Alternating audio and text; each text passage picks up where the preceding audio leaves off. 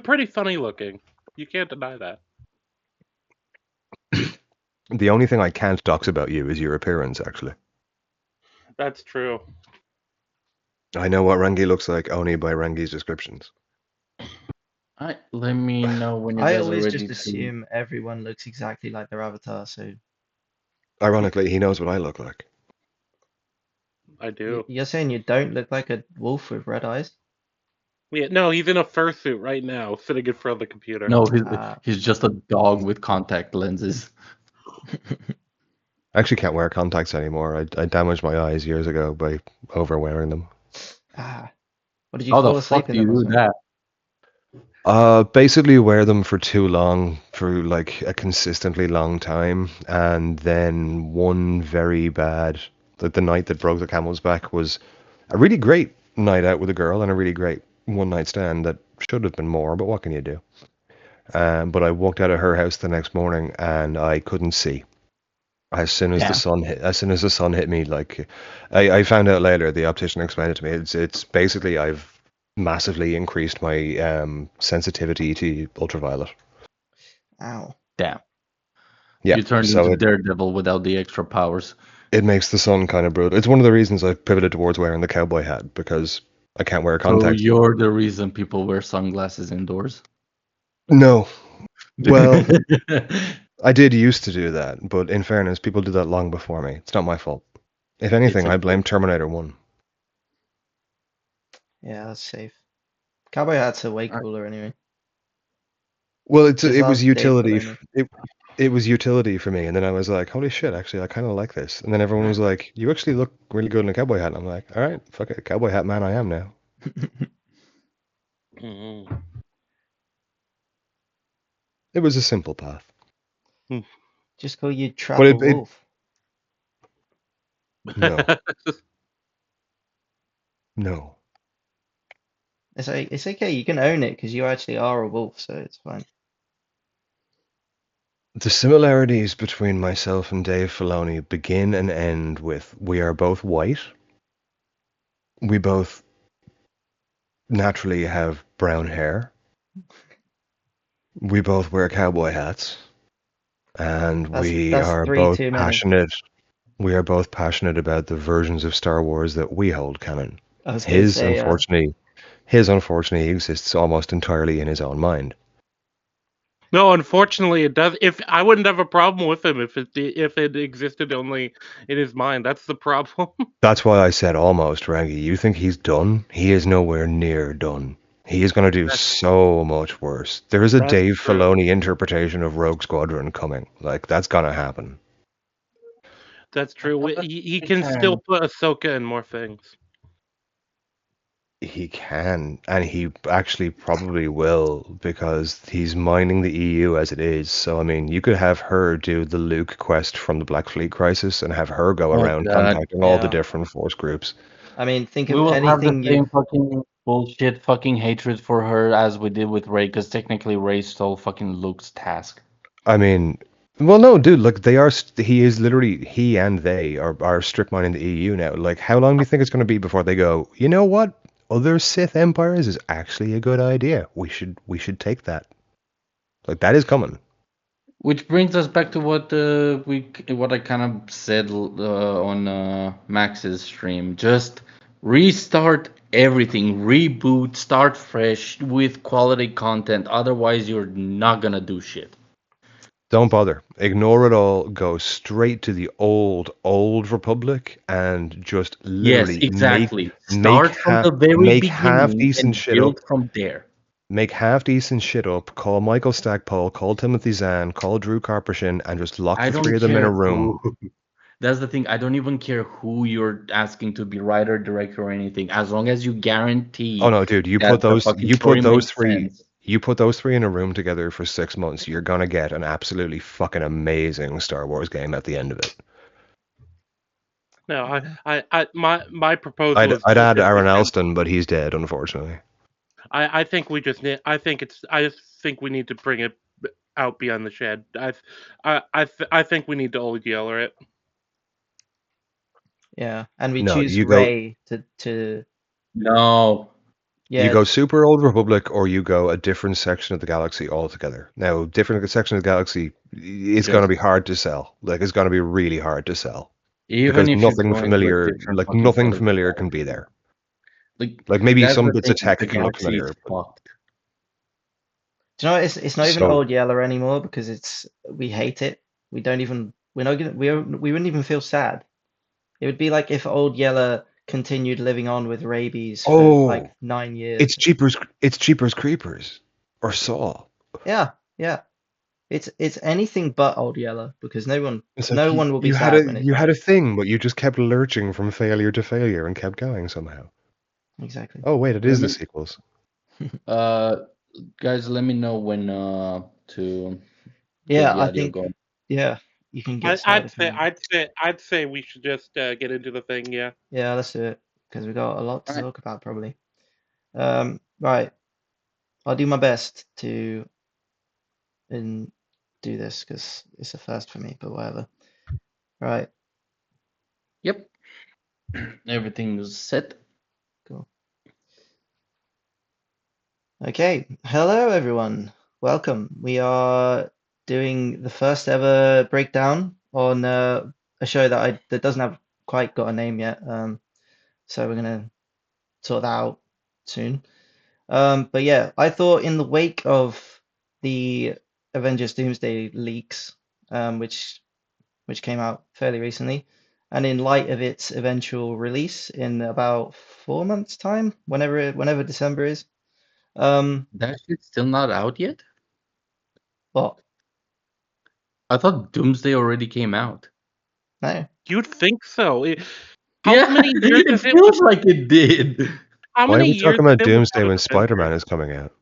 movie? Oh my god, can we not? I'm so Why are tired we of talking hearing about people talking anything about if the new Spider-Man's coming out? Spider-Man. I just realized it's been like what? Endgame was in what? 2019. Yeah, It's been 7 years without an it's been Avengers a movie. long time. I mean, Well, we it's got we got the To be fair, it's asterisk, not not like they the didn't have Avengers a movie. team. yeah, we got the new Avengers instead. Don't you We like them have new better? Avengers.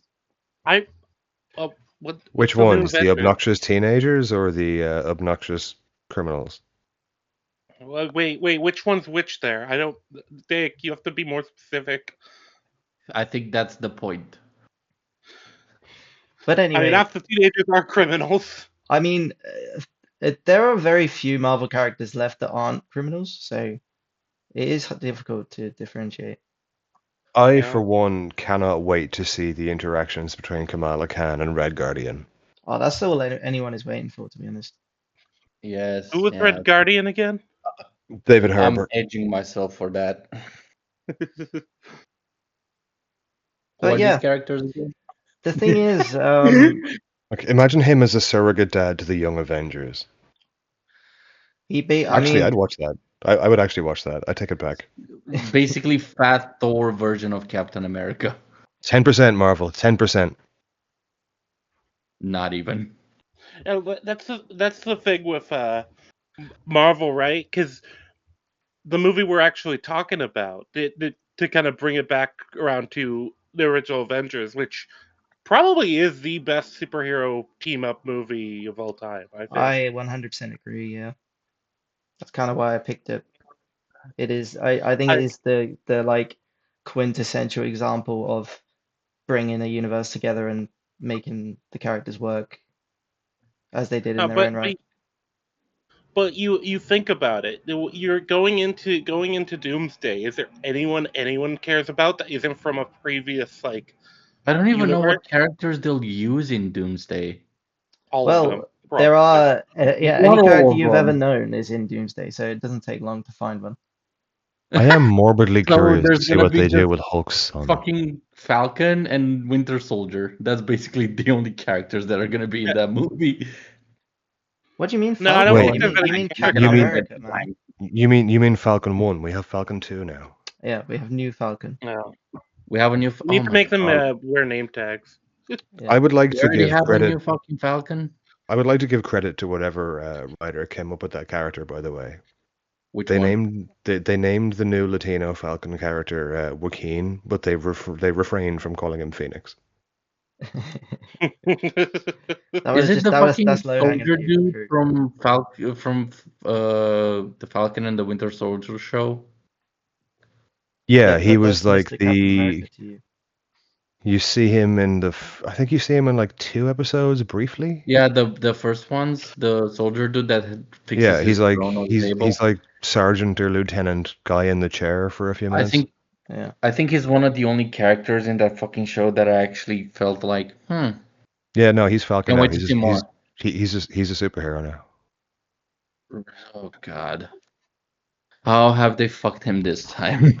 Just be happy that it's ending where it is, guys. Like when they're doing the reset where they are, because like what was the friend from Ant-Man, the funny fast talking guy? I know the actor's name. Oh I'm trying to yeah, think of what's the his character. name? Oh my God. I could already fucking imagine the debauchery But they like, were gonna fucking do with him. yeah, no, seriously, picture Phase 8 where you get like a trilogy about him becoming a superhero We're at because fuck phase it, why 8? not? I don't even know, man. I'm just pulling a number out of my They just ass. stopped Thank naming fuck. phase I Probably I though, thought unironically I had like a maybe, like I honestly at dead this ass point thought I went into possibly. a coma.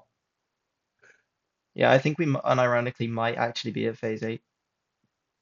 Jesus I fucking genuinely pulled that number out of my hold on, let ass. me Yeah, I have Google no this. idea, but I And think you might be right. What don't phase type up a is reset because the only Marvel reason they're in gonna reset is that way they can actually have like the X-Men. That way they can have all this other Okay, stuff we're available, right? currently in phase 6. Wow, You're you're not moving that slower than far I off. expected. Yeah. Well, anyway, Oh my considering God. the leaks and the eventual doomsday on the horizon, um, I figured it might be a nice time to look back and have a little look at what is, as Rangi said, potentially the best superhero team up movie. So yeah, we're gonna do that. We're gonna talk about Avengers 2012. Uh, Yeah. I don't know how I mean, I guess we could just start by sort of talking about what we all think of it and maybe what our relationship with the movie is. So we can start with you, Dake, because you're on the left. What are your feelings about Avengers 2012?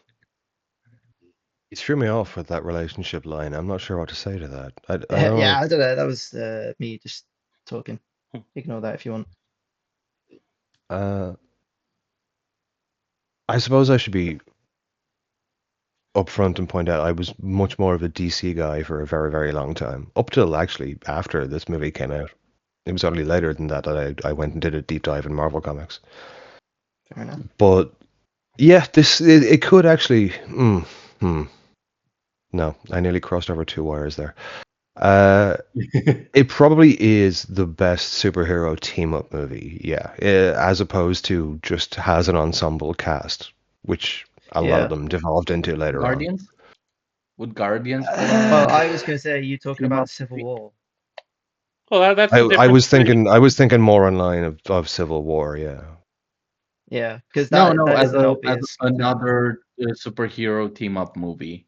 Because it's completely Civil War has the same characters from Avengers, just they have a I bunch mean, of new ones on top of it. I wouldn't really consider Guardians a superhero team up movie. It's more like a heist movie where some of them happen to have superpowers. Yeah. yeah. It's still a team. Also, they weren't No, it's still yeah. a team, yeah. I'm just saying, like, it's not the quote unquote superhero team up.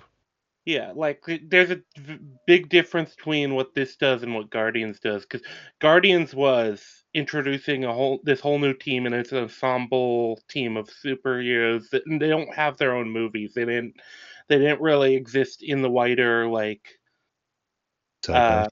cinematic universe or just the wide. They don't really exist outside of each other as much Well, compared to Avengers. Like you already had Hulk already technically in a movie. You had Iron Man, Captain What are you America. talking about? Everybody knows who Star Lord is.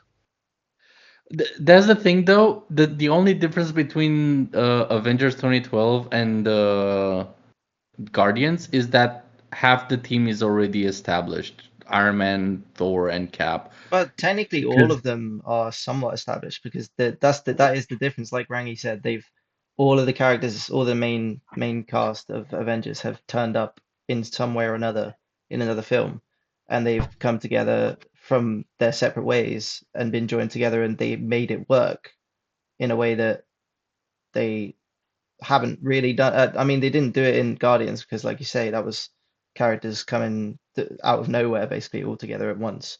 So it is a kind of unique thing that hadn't really happened to such a successful degree before, and maybe That's It, not fair. since. it's also a very different type of challenge because you have these characters that would have all been written originally by different writers, different teams, and you're basically trying to put together the pieces rather than it's a bit easier with something like Guardians where you are making it there. Like you don't have to check anyone else's homework. Yeah, Pretty exactly. much. And that actually is a good little segue because they specifically picked somebody to write and direct the film who was basically perfectly placed to do something like that in Joss Whedon, who was kind of famous, even at that point, famous for being like a massive nerd for both like comic books and just general, Beat you know, superhero media. So I feel like that also he was the perfect connective tissue there to like bring all those, well, however many films, how was there? There was four films because there was Hulk, then the two Iron Mans, five, Captain America and No, Thor. So yeah, The thing Hulk is about a the weird Hulk one. movie is it barely has any connective tissue to the MCU. Well, they to the point of having a different actor for Bruce Banner. yeah, and but it doesn't like I don't think I did watch. I actually watched all the films preceding the Avengers before doing this, and then watched Avengers. The Hulk including the film, old Captain America. well, as in I watched the first Avenger. I watched the MCU films. Oh no, no, I mean the Yeah, no, old I one. didn't watch the old one though.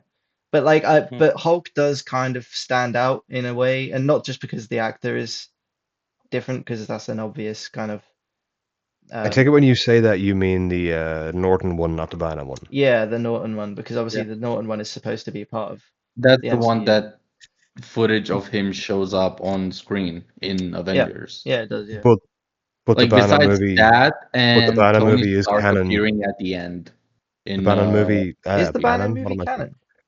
It's canon to the Norton movie, which means it has to be grandfathered in, right? Right. How so? How is it? I no, I agree with your logic, but how is it canon to the? Because I don't know it very Oh well. God, it's been a long time since I watched that movie. I'd have to go back I over it to Are remember the you talking about references. the actual process that turns him into the Hulk in the first place? Is that the bit that comes from the Banner film? There was more to it. I think there was something about the father, and there was something about Betty. I think there was a reference Betty made to the prior movie. Oh, okay. but doesn't the I'd have Norton to go one back over it. hit It's completely different? like I occasionally rewatch the Incredible Hulk, but I haven't watched the Ang Lee Hulk in damn, I don't know, man, like I haven't a watched while. both of them in ages, but I Yeah. remember there's a distinct difference between them. Yeah, they kind of feel like they kind of feel like they're connected, but at the same time, the characters behave so differently from the other, Oh from yeah, like one Ang another. Lee tried to make a weird art house movie starring the Incredible Hulk, and it's just like, yeah, I don't, yeah, okay, I don't know, I probably wouldn't have done that, but all right.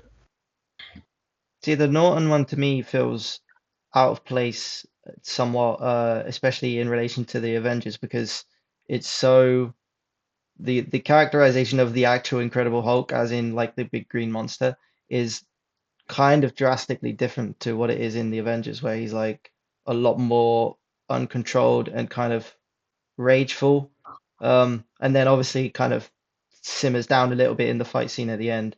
But it still doesn't do a whole lot of like it does a little bit of talking, but doesn't do a whole lot of it doesn't do a lot He that is makes you think still he is pretty actually aware of animalistic. what's going on as much as he is in the Incredible Hulk film from Norton. Yeah, I in the would Incredible love, Hulk, it I would almost feels love to like see he's in the control Incredible of it. Hulk version. I would love to see the Incredible Hulk version in the MCU. That would be fucking great. Well, Yeah, so what? So do you think because that's my problem with the Incredible Hulk version is that he feels way too like a bit too much like the King Kong the Peter Well, no, Jackson Hulk. King Kong. No, Hulk. People have this vision of Hulk in their heads that he's quite literally a mindless brute. No, yeah, I He don't isn't. think that. Like well, maybe not the very angriest, but like most iterations of Hulk, no matter how angry they get, are quite capable of reasoning things through, recognizing first and second order consequences. True, but they yeah. don't do that at the start. None of them do. Even the cartoon. Well, That that's I Maybe true. maybe then it's a problem of when they set the film because in the Incredible Hulk, the film basically begins with like a montage of him turning, the experiment going wrong, and he becomes the Hulk, and there's like a kind of back flashback sort of sequence. But then that's while the opening credits roll, and then immediately the first scene you get is him. I think it's like 190 something days after his With that last incident, incident. yeah. Yeah, and he's like chilling out in Brazil, trying to work on his anger management and all this. So it's kind of like a controlled. He's already controlled it to an extent, which is maybe an he's issue. at least trying to keep a hold of it Yeah, despite it still being out of his control. Like he's more seasoned. It's kind of like the Insomniac Spider-Man.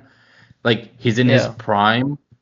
He has some fucking age to him, but he's still pretty fresh to like the Sinister Six or like the bigger, badder fucking enemies that Yeah. Spider-Man tends to fight. where I think it It's that. makes. Oh, Go ahead, I was Rangi. gonna Go say ahead. it's that nice blend between the character is experienced, but they haven't exhausted all of the like big stuff that people want Potential. to see. Yeah, all the potential or all the big more exciting villains haven't really like popped off yet, so you still have time to like bring those in and do things with them. Because maybe it was a case. Go on, Leo. in the Incredible Hulk, at least in the final scene or final battle, with whatever you want to call it, he Yeah. feels pretty much like he's like the Hulk is a mech suit for him. Like he feels very in control of the Hulk. Yeah, I agree. I mean, there's the slight moment at the end where Betty has to tell him to not kill the Abomination, but even that doesn't feel like the Hulk is kind of going out of control. It feels like he's just naturally going to kill the Abomination because why wouldn't you? And then Yeah, he chooses not to because Betty asks him not to. So it doesn't. Whereas in the Avengers, when you first see him change, it is something that Mark Ruffalo is like fighting against, like desperately trying not to turn into the Hulk because he doesn't want to lose control and destroy everything. And then when he does turn into the Hulk, he is basically angry for no an reason, and animal. it's kind of like this rampage that he goes on, and he has It's not a to. rampage though. It's very directed. Yeah, no, It is okay, a maybe rampage. rampage is the wrong word, but I mean in the sense that he doesn't have any kind of realization over who it is he's attacking. Like for some reason, he's just attacking Well, no, he his does allies. though. But Yeah, he why just is he attacked attacking his Nat. allies? Nat is just standing there. He turns, and Well, then the Hulk turns around, glares at her, and immediately charges at her. Then she runs. everything on the okay. If we're going there already before we've begun the movie, fair enough. Like Well, no, no, we're talking the about the No, Hulk. you're helicarrier right. stuff is You're all right. supposed. The helicarrier stuff is all supposed to have been uh, heavily influenced by the staff, the What? Mind Stone. Yeah. Okay. That's yeah. Fair enough. Maybe we I should. call So bullshit like on that. Maybe we I should like wait. I wasn't considering that like first appearance of MCU Hulk. I was thinking of it more post that the turning back up in New York off the Vespa. Yeah. No, you are right in the sense that yeah, that is obviously a lot less to do with. He's in a lot more of a sort of ridiculously considering the circumstances at the time. He is in a bit more of a calm environment in the sense that he's got way more control over his situation. Well, I Uh, mean, the movie shows us that being in proximity to it at times can make everyone basically freak the fuck out and get more and more paranoid and angry, and yeah. it shows us that consistently over and over again with different characters, up to the point where he begins to lose it, and Fury has to tell him to put it down. He doesn't Yeah, even no, realize he's you're right. buzzing. Yeah, yeah, and they do the whole that big tracking that upside down. shot of the Mind Stone with everyone arguing in the background. So, yeah, Hmm. you are right. You're 100% right. That's true. But maybe we should The So thing is, wait. though, if you remove the scepter from that scene, it does not change the scene that much. Like I the think characters I are think we're supposed to still. it assume that it does. does. It Yeah. does, man. It makes everyone seem an awful lot more petty for no apparent reason. Yeah, I think we are supposed to Maybe for assume that it Cap, does. but Tony feels as petty as always. Natasha is as like feisty as she is normally I when she's not pretending to be like Tony's assistant. I would argue that Nat doesn't normally get she sort of feels above it normally. That I don't think she's normally quite as happy to sort of snap back and stuff as she is in that scene. There's a couple of moments where she is kind of like a little bit irritated by a comment that somebody makes, and that I don't know, it's a facial expression you don't normally see with her, is this kind of agitation The issue from with that Natasha. is She's normally a lot more controlled. she just got back from that fucking interrogation scene with Loki where he literally tore her apart. But she also came out on top in that interrogation. Hang on, hang Yeah, on. I'm not saying I she think didn't we come out should on top. wait. I think we should Yeah, get yeah. through the film one piece by piece and then Yeah. We're uh mainly the whole point is that the previous the Incredible Hulk movie and the MCU Hulk do not mix together despite the Incredible Hulk footage being shown in the movie. I think it's something worth discussing, yeah, the consistencies Yeah. between the two. Um but yeah, I just think they are probably the least consistent out of all the films and their predecessors, the characters in their preceding films, if you know what I mean. But anyway, yeah, maybe we should begin talking about the film so that we can actually get to that when the time Yep. comes. Yeah, so oh, I was supposed to ask everyone else, but I mean we can just talk about it as we go. We can all give our opinions. So yeah, we basically start off the film with a little monologue from an actor that I didn't realize was in the film until recently. It's I don't know if anyone's familiar with the Buffy and Angel shows. Nope. Oh, okay, well quite a beloved character plays the whatever the name of the leader of the Chitauri. Um Hmm. this guy here, and he's got a really badass voice, I think. But he does a little monologue where he says about how Loki is. He's talking to what I can only assume is Thanos, and what we can only assume is Thanos, but obviously at the time we don't know this. And he's talking about an ally that they have who is supposed to be able to bring them the Tesseract and eventually, gain Earth as his reward, essentially, um, and use the Chitauri to do so. I And have a note about this exact moment, which yeah, I couldn't help but notice on my rewatch a couple of days ago, and it made me go, "Wait, what?" Um, he's talking about what's his? I forget his name. Hang on, let me pull up the exact same. Yeah. Okay, so yeah, Tesseract has awakened. yeah. Come on. It is on a little world, a human world. Now, I know I can be a bit of a stickler for language, but there seems to be a very heavy implication in that sentence that there are other human worlds. Yeah, I know what you mean. Yeah. It is a Well, strange way of putting it. Like, it's two aliens talking to each other, relaying the information given to them by a third alien, and they're saying a human world. Like, firstly, they know what humans are, and apparently there's more than uh, one world of us. I think there's an easy explanation as to why they wrote it like that. It's the same, I think it's the same mindset of all the alien species speaking English, no matter where. But why Maybe, would but that? Why surely does at that that point relate? you'd just call it the Well, no, human like world and they not a would like, human world. despite the fucking characters being aliens, of like the reason they even say a human world is more for the audience than the characters talking with each other. Sure, but I mean, it still comes down to the consistency of writing. And that doesn't, yeah, Yeah, that and I'm not doesn't I'm mean not that it's saying not it's bad. not inconsistent. I'm saying I think that's the reason as to why. I'm Yeah, not coming close to saying it's bad. I'm just pointing out that, like, to me, this line suggests that there are other human worlds. Like, it yeah, seems I to agree. imply it quite directly. Well, It actually, Gamora's world is kind of human. but she's not a human though. She's Well, I mean, they're she has whatever. green green. skin. Yeah, she's humanoid. But I think it. Xandar are like close, but Gamora doesn't they're seem they're very not they're never unhuman. referred to as human. So I Yeah, assume that's not what was meant here. Well, yeah. obviously it couldn't be, but I mean, retconning wise. it really would have just been solved if they'd just said Earth Yeah, instead Or of the trying to. yeah. just the instead of like Yeah, problem yeah, solved. yeah, all that, yeah. I mean, just either one, just name the world appropriately, and it would have been clear and obvious to anyone, everyone, including the characters and the Well, audience. no, there actually is multiple human worlds technically. Fuck, the in In the Guardians, MCU? the Well, Nova Corps, no. Well, But no. the That's Nova Xandar. Corps, yeah, they're Sandar.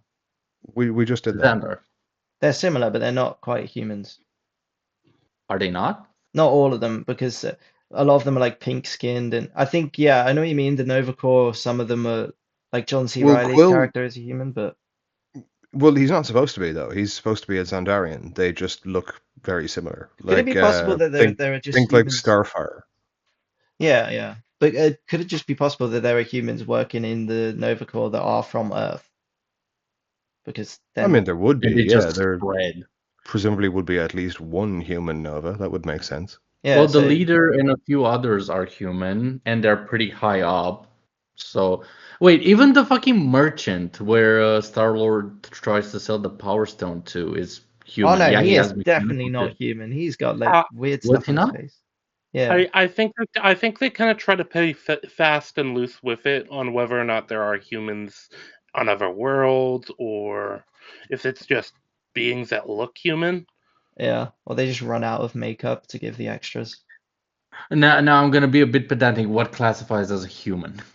I think that's probably too pedantic. Well, no, that's the thing. A human world. Okay, what's the definition of human? Well, I think a Because human is just technically aliens could no. be human too. The humanoids are like the aliens that look kind of human but not What aren't do you exactly mean? human. Human is it's a definitional term of our species. An alien literally cannot, by definition, be a human. Yeah. And in the MCU, if they're not human, they pretty much have some kind of identifying feature that makes They them not human. they could arguably be physically indistinguishable, but I mean, Yeah, genetically, there's still going to be a distinct difference. yeah, because of gravity and atmosphere and all that sort of stuff.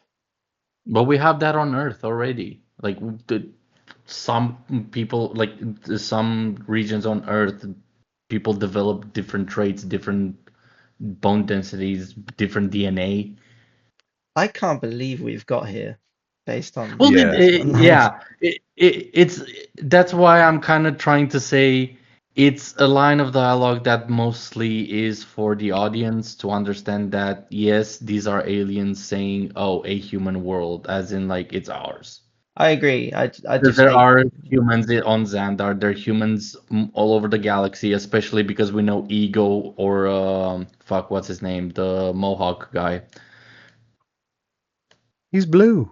Yeah, no, but Yondu, he's been Yondu. kidnapping human. Yeah, Yandu. He's been kidnapping alien species. Technically, we're alien to them.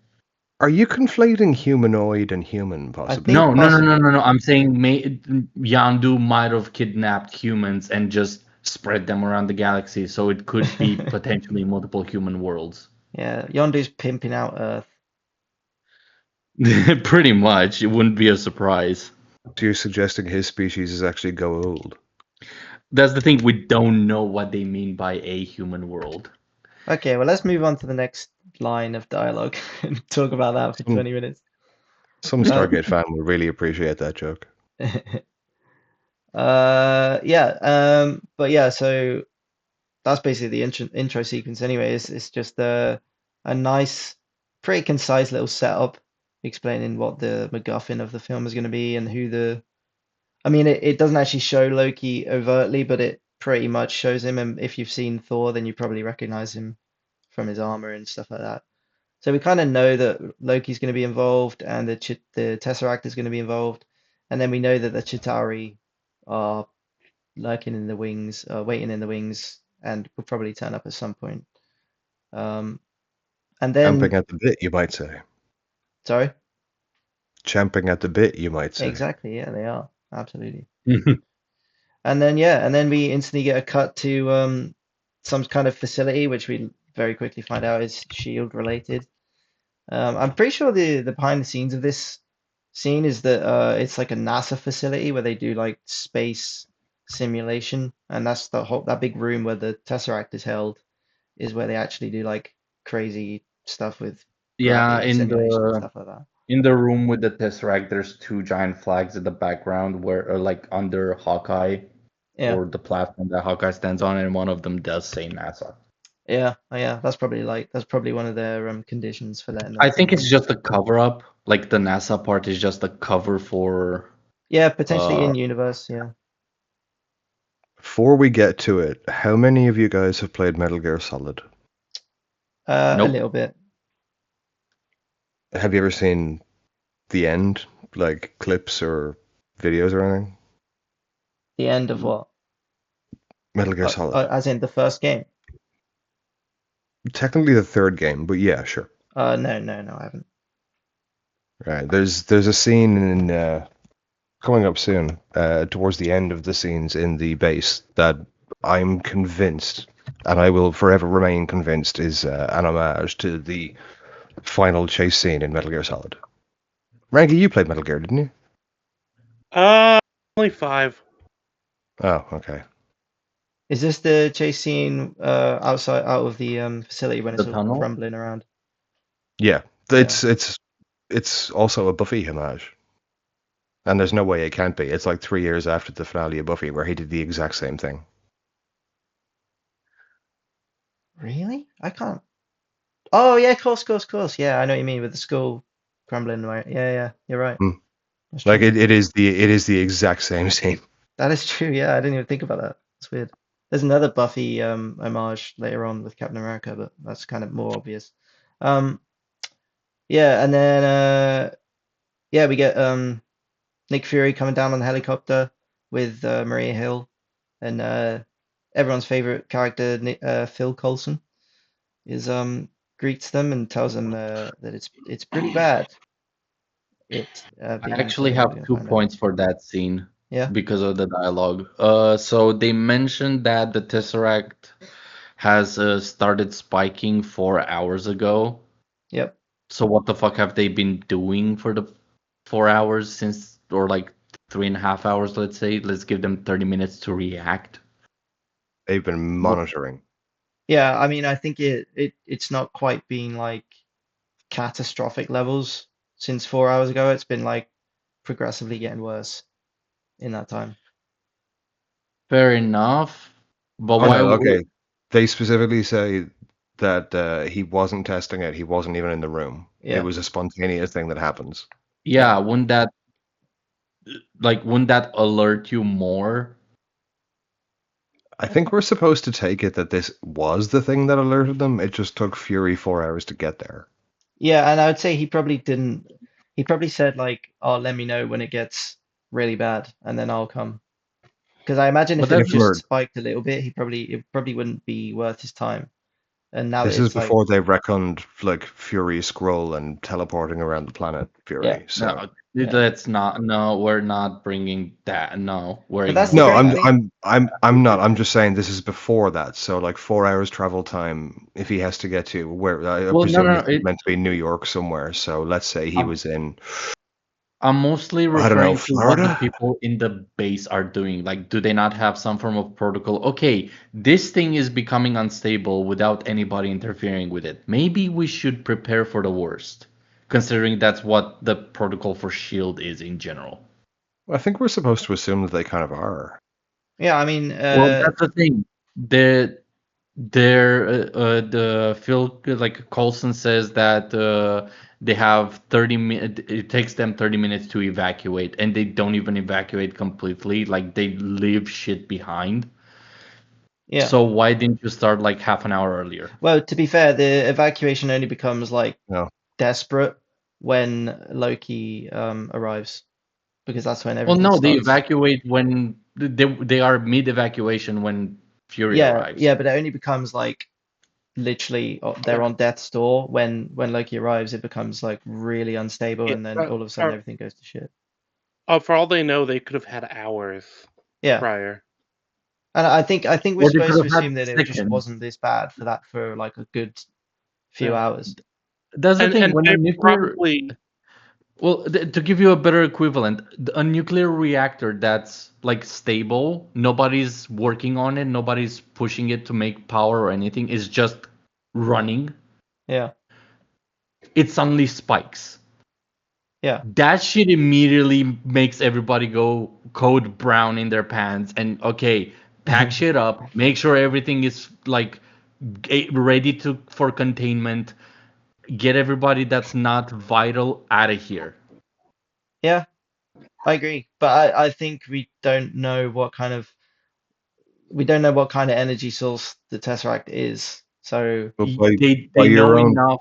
They know enough for Maria Hill to say if this shit is actually serious, I doubt there's any yeah, there area may not be a minimum safe distance, she says. Yeah. but exactly. Leo, So by your own logic, right there, 2 sentences ago, can we not just assume that this is the last skeleton crew?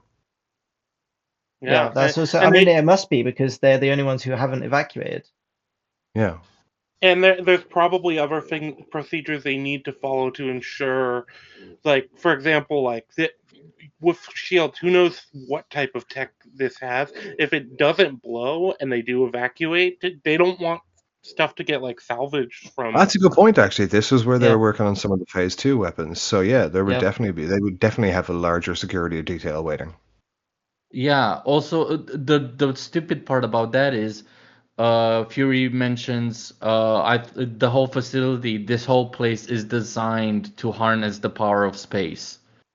And Yeah. the Selvig says we don't have the harness.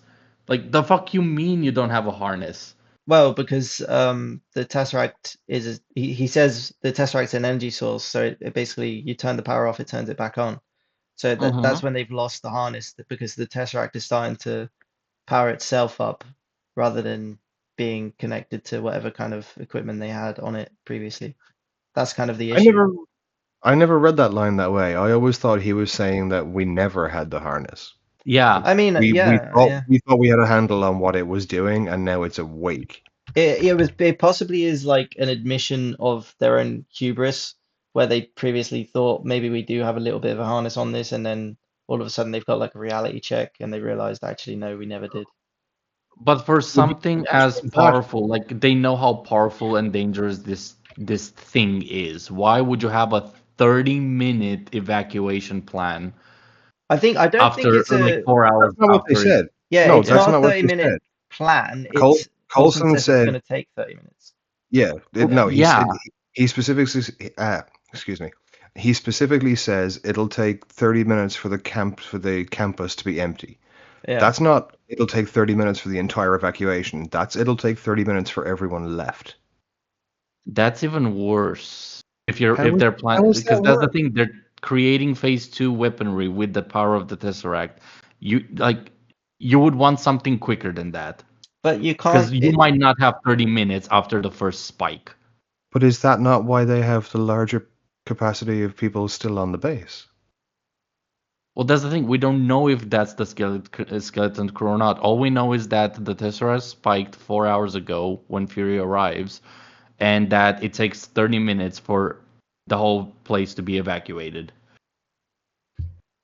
I feel like it stands to reason that you would want some of the relevant scientists and a pretty large security detail to be among the last to leave with it. yeah, and that's the Yeah, thing as well. You need I agree to with because that. of Maria Hill's line where she says there may not be a minimum safe distance. They're obviously accepting that if this goes to shit, it could be like the end of the world essentially. So obviously they need some people there to try and stop it from going critical because if they just all left, then they're basically all accepting that the Tesseract's going to blow up and we don't know what that could mean anything. So they have to Think of it leave someone behind. Think of Yeah, it in no, terms of an episode of Star I'm Trek not where the saying problem is my the my engine issue room. is not with what they're doing, is how long shit takes. But there Oh, is a lot of it stuff to move and a lot of yeah, people. it's evacuating a whole facility. 30 minutes is actually a pretty good And all evacuation. the hidden weapons. Let's not forget the hidden Yeah, weapons. and they But presumably that's have the to thing. stay hidden while they We evacuate don't them know as what well. the facility is. The whole facility could just be a fucking Area 51 style where it's just an airport, but underneath is the important stuff. You would want the important stuff to be in and out within 10, 15 minutes, Yeah, but you can't. as It quickly That as that possible, depends on how basically. much stuff there is and how easy it is to move. yeah. Well, considering the whole How much facility is personnel you basically have? designed for the Tesseract, because otherwise, why would you risk Well, an entire facility for the Tesseract to cave in? I don't buy that it is designed for that, by the way. and technically, it's. I don't think. I think we're supposed to assume that they've commandeered this facility from NASA, so it wasn't built Yeah. for the Tesseract specifically. Well, no, but the whole area is designed to cave in on top of the Tesseract. Well, Like even Fury says, like that's a matter of like the demolition, Pharaohs of though. old. Yeah, but that's not architecture. That's demolition. Yeah, I don't think they Well, planned for it no, to but it's explode designed or to implode. be. It's If, designed if to basically bury everything because of yeah, this. well, no, because if you have like a weapons facility of this like magnitude, I can believe that they would have it set up to have that as a possibility in general, because as a kind of last ditch failsafe, because if somebody does get those weapons, that stuff's out. Yeah, and that kind of destroys the whole point of why they're making the weapons in the first place, because they're supposed to be able to protect themselves from bigger threats. So if they just if anyone can just steal them because they've In, just abandoned them, then it's kind of in catastrophic. in fact, I can believe Well, they put the the Tesseract Tesseract. will just blow them up. At that point, don't even bother gathering the prototypes. You have the blueprints and information, because I'm pretty sure if they're smart enough, they would have it on a server that's connected to other fucking facilities. Well, they might, but there's an argument that they might not, because putting that on a server means there's another point of failure that is at risk. They probably have it on. Probably have the whole facility on a closed network, because you don't want Hey, now, information leaking. let's not get to Age of Ultron arguments before we get there. Yeah, It's not that's the really Age next of thing. Ultron argument. It's just it's all like, yeah, not the entire facility is connected to other facilities or other servers, but there has to be some form of backup system for the information from said facility in case something happens, like the Tesseract blowing the fuck up. Yeah, but even then, if you have a working prototype, there might have been steps taken to create that prototype during the construction that might not be reflected in the blueprints. As long as you have the people that made it, which you can evacuate within like 10 minutes, just drop everything, get to the evac vehicles, everybody out. We're just nuking this place. Wouldn't you want those to be the people who take it with them? Well, yeah, that too. That can also be. So, It's just that it takes 30 minutes for what we no, know is a no, facility it dedicated for the doesn't. It Tesseract. doesn't, dude. You're taking one line about how long it will take to get the remaining people out, and you're applying it to the entire We don't even evacuation. know if that's the remaining people. All we know is that there's been an alarm 4 hours ago and that the evacuation takes 30 minutes. No, I feel, I Coulson feel like the does Coulson, reference that yeah, I feel like it's the going to take Coulson 30 line makes minutes it. for the rest. Yeah, it might be heavily implicit as opposed to explicit, but like it's there. For some reason, you're applying half an hour to the entire evacuation, and Yeah. I think you're misestimating.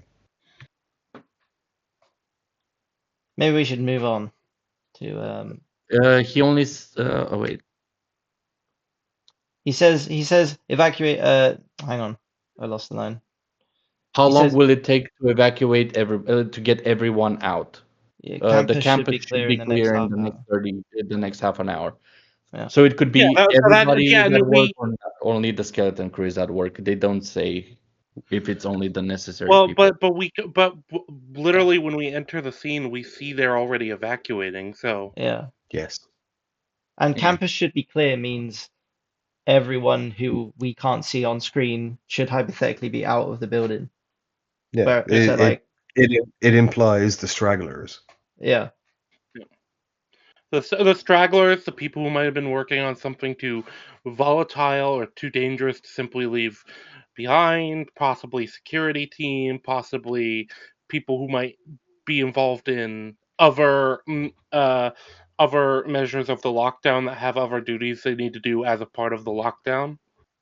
That people don't realize that these types of things, there is a lot of moving parts to it, and they take a lot longer than you'd think. Yeah. Because they also don't want to just abandon stuff because this is all like high security, top secret projects that they're like they ultimately Shield probably value the projects higher than they value the lives of their own people. So they're not going to just say get everybody out, at all costs Oh, and Shield would, have, yeah. Shield aren't like really good guys, yeah, exactly. exactly. Oh yeah, no, I'm not saying they're good guys. They're So the they're going to government. want to take however I'm much from the time. government and I'm here to help. The most terrifying fucking Well, sentence you could hear. but also, you're also going to have things like, oh, hey, Dr. Johnson hasn't reported to his evacuation route. Okay, we have to send somebody to go find Dr. Johnson. Yeah. No, the evac order has been given. If you're not evacuating, it's on you. Depends how Yeah, valuable Dr. Johnson is, though. What if Dr. Johnson yeah, is like the lead exactly. scientist or something? Then you need to get him. Well, Fury was shooting at uh um Selvig and Hawkeye were in the helicopter. Oh, I mean, Because he was, Selvig was driving, Hawkeye was a shotgun or something along those lines, and Loki in the back. He yeah, was shooting at the window. yeah, because he wanted the Tesseract back. So he was willing to kill the lead scientist on the Tesseract to Yeah, get the Tesseract. yeah, but to be fair, I From did his say, perspective, they just turned, yeah, so Yeah, yeah. especially because, like, if he has to sacrifice that to prevent Loki from getting the Tesseract, who's yeah, definitely going to use it who, one, knows a lot more about the Tesseract in general than. Yeah. You're forgetting, Fury is a spy. yeah. I'm not forgetting that. I He's know. the spy. His secrets have His secrets. secrets have secrets. It's His a case of underwear like has underwear. it's a case of like if your options are shoot the guy that has the nuclear launch codes or risk somebody launching the nukes. Yeah, 100%. Yeah, you shoot the guy. So, yeah, we get Fury speaking to Selvig. Selvig sort of lets him know what's going on. He says the Tesseract's misbehaving. And then explains that yeah, they turn the power off, it turns it back on. And then he explains that it's so far not doing anything too harmful. Low levels of gamma radiation, which obviously Fury says that can be harmful. That could be harmful. Yeah. Which we know can Awful certainly be reference harmful. there. Yeah. But yeah, and then we meet Hawkeye actually for kind of not for the first time, obviously, because he's in Thor, but it's pretty much the first substantial interaction we get with him in the Yeah. MCU because he doesn't really have a role to. He doesn't even shoot a single arrow in the scene in In the Thor. So opening. Yeah. yeah, Well, it's kind no, of nice to. Well, in Thor normies he's aren't supposed to ready to know that shoot he's an Hawkeye arrow. yet. Sorry, say that again. Normies aren't supposed to realize that he's, the eponymous Hawkeye yet. Yeah. Oh, you mean in I Thor? do not understand why not. Yeah. Because even then they assumed people weren't paying attention. Yeah. They actually refer to him as the Hawk, which is kind of like the first overt reference that you're supposed to Nat sort of. even calls him Hawkeye in the final fight. Yeah, she does. Yeah. Which I only realized last time like literally yesterday when I watched it because I'd never heard that before for some reason. But yeah, she does. Yeah, and then so then we meet Barton. But to be honest, no movie should like have the thought in the back of their head or when writing be like, the audience wouldn't pay attention. That's shitty fucking standards for writing. Yeah, but that's That's how unfortunately we get infecting problems like The everything Force nowadays. Awakens. Yeah, Oh, this is there is a time where no answer is better than a bad answer. definitely. I mean, Yeah. just No look at films explanation is like better than. No Country for Old Men or something Not There like is that. for space. Hawkeye, there is something to be Working said on the outside of a that space. he's not wearing something like unique to him. He's wearing just the fucking average shield tactical gear. Well, until the final fight, he does kind of have a Oh somewhat yeah, Yeah, in he the does. final fight He, because he he has a does suit. change. But yeah. But yeah, so we have a conversation between Barton and Fury, and for some reason I never understood why Fury doesn't really understand this bit, but Barton has to kind of explain to him that the Tesseract is essentially a doorway. Well, he says it's a doorway to the other side of space, and the door's How do open they from both know that sides. though? Well, I feel like that. I thought that was kind of intuitive, no, for in terms of it's kind of the point of the Tesseract. It's the Well, Space no, but Stone. that's what we know. We know it's the space stone, Yeah, we but do from now, what they yeah, but know, the Red Skull touched it and he disappeared. He could have been vaporized, considering that Tesseract-powered weapons in World War II vaporized people. I Considering what we see suppose. him do later, he might have been vaporized. Well, we know it because of Endgame, he is not vaporized, but from what Cap would have Dude, explained to them, yeah, the Red Skull picked it floating up ghost. and He is a ghost, beam. yeah, that's true. He's a floating ghost. He could easily have been obliterated. Maybe everything Is but his he a head was ghost? vaporized, and it's just his head is just in that cloak floating around. Is it? No, I'm joking. I don't know. I mean, like he I mean, obviously is different in Endgame to what he is in First Avenger. Yeah, yeah, yeah, A they lack, he very is. a lack clearly of did not. legs was the first hint. Yeah, they very clearly did not have. I don't think at this point they had Endgame in mind. Yeah. No, no, For no, no, no. I'm not saying that they had Endgame in mind, but the point is that from their perspective, especially Cap, because Cap's unfrozen and it must have reported what happened. From Cap's POV, Red Skull just grabbed the fucking cube, beam of light, Skull literally vanished before his eyes. We know he got teleported to fuck, what's the name of the planet? Where the fucking Soul Stone is. But from Cap's perspective, he could have just been vaporized like all his weapons worked at the time.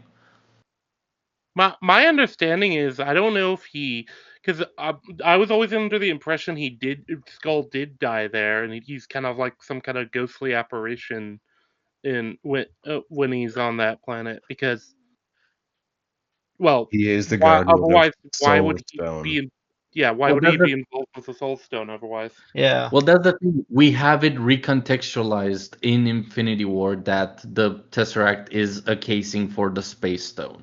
So, because the Space Stone teleports, we can understand what happened to Skull. So in this case, It's then, a retcon. why is Barton the first person to figure out that? Well, not Yeah, to figure out, but why The does he doors know? open both ways. Yeah, like yeah. why That's is my it? This question. this How was does he this know was that? our first hint that everyone in the MCU was a total fucking retard. Pretty Yeah, much. in the sense that no one else knows. Well, not Well, only that. if you How open the a door to B, yeah, doesn't that mean that B can come through? Oh my god. Oh, yeah, Yeah. but that's another stupid thing. How the fuck do you make the Tesseract open a portal from the other end Well, no, but I don't think they without the Well, did. I think we're Tesseract? in supposed to assume I Loki's Loki in did it. Loki's case, it's easy. He had the Mind Stone. Yeah. But why would the Mind Stone make the fucking Tesseract open a portal? Well, it You obviously want to has get The some stuck kind Mind on of. Stone is encased. you want to get stuck on that? I've got a much better question for you. So Go on. Thanos specifically recruits Loki to go to Earth to get the Tesseract. Yeah. And in order to do that, he gives him the scepter. Right? Yeah. Yeah.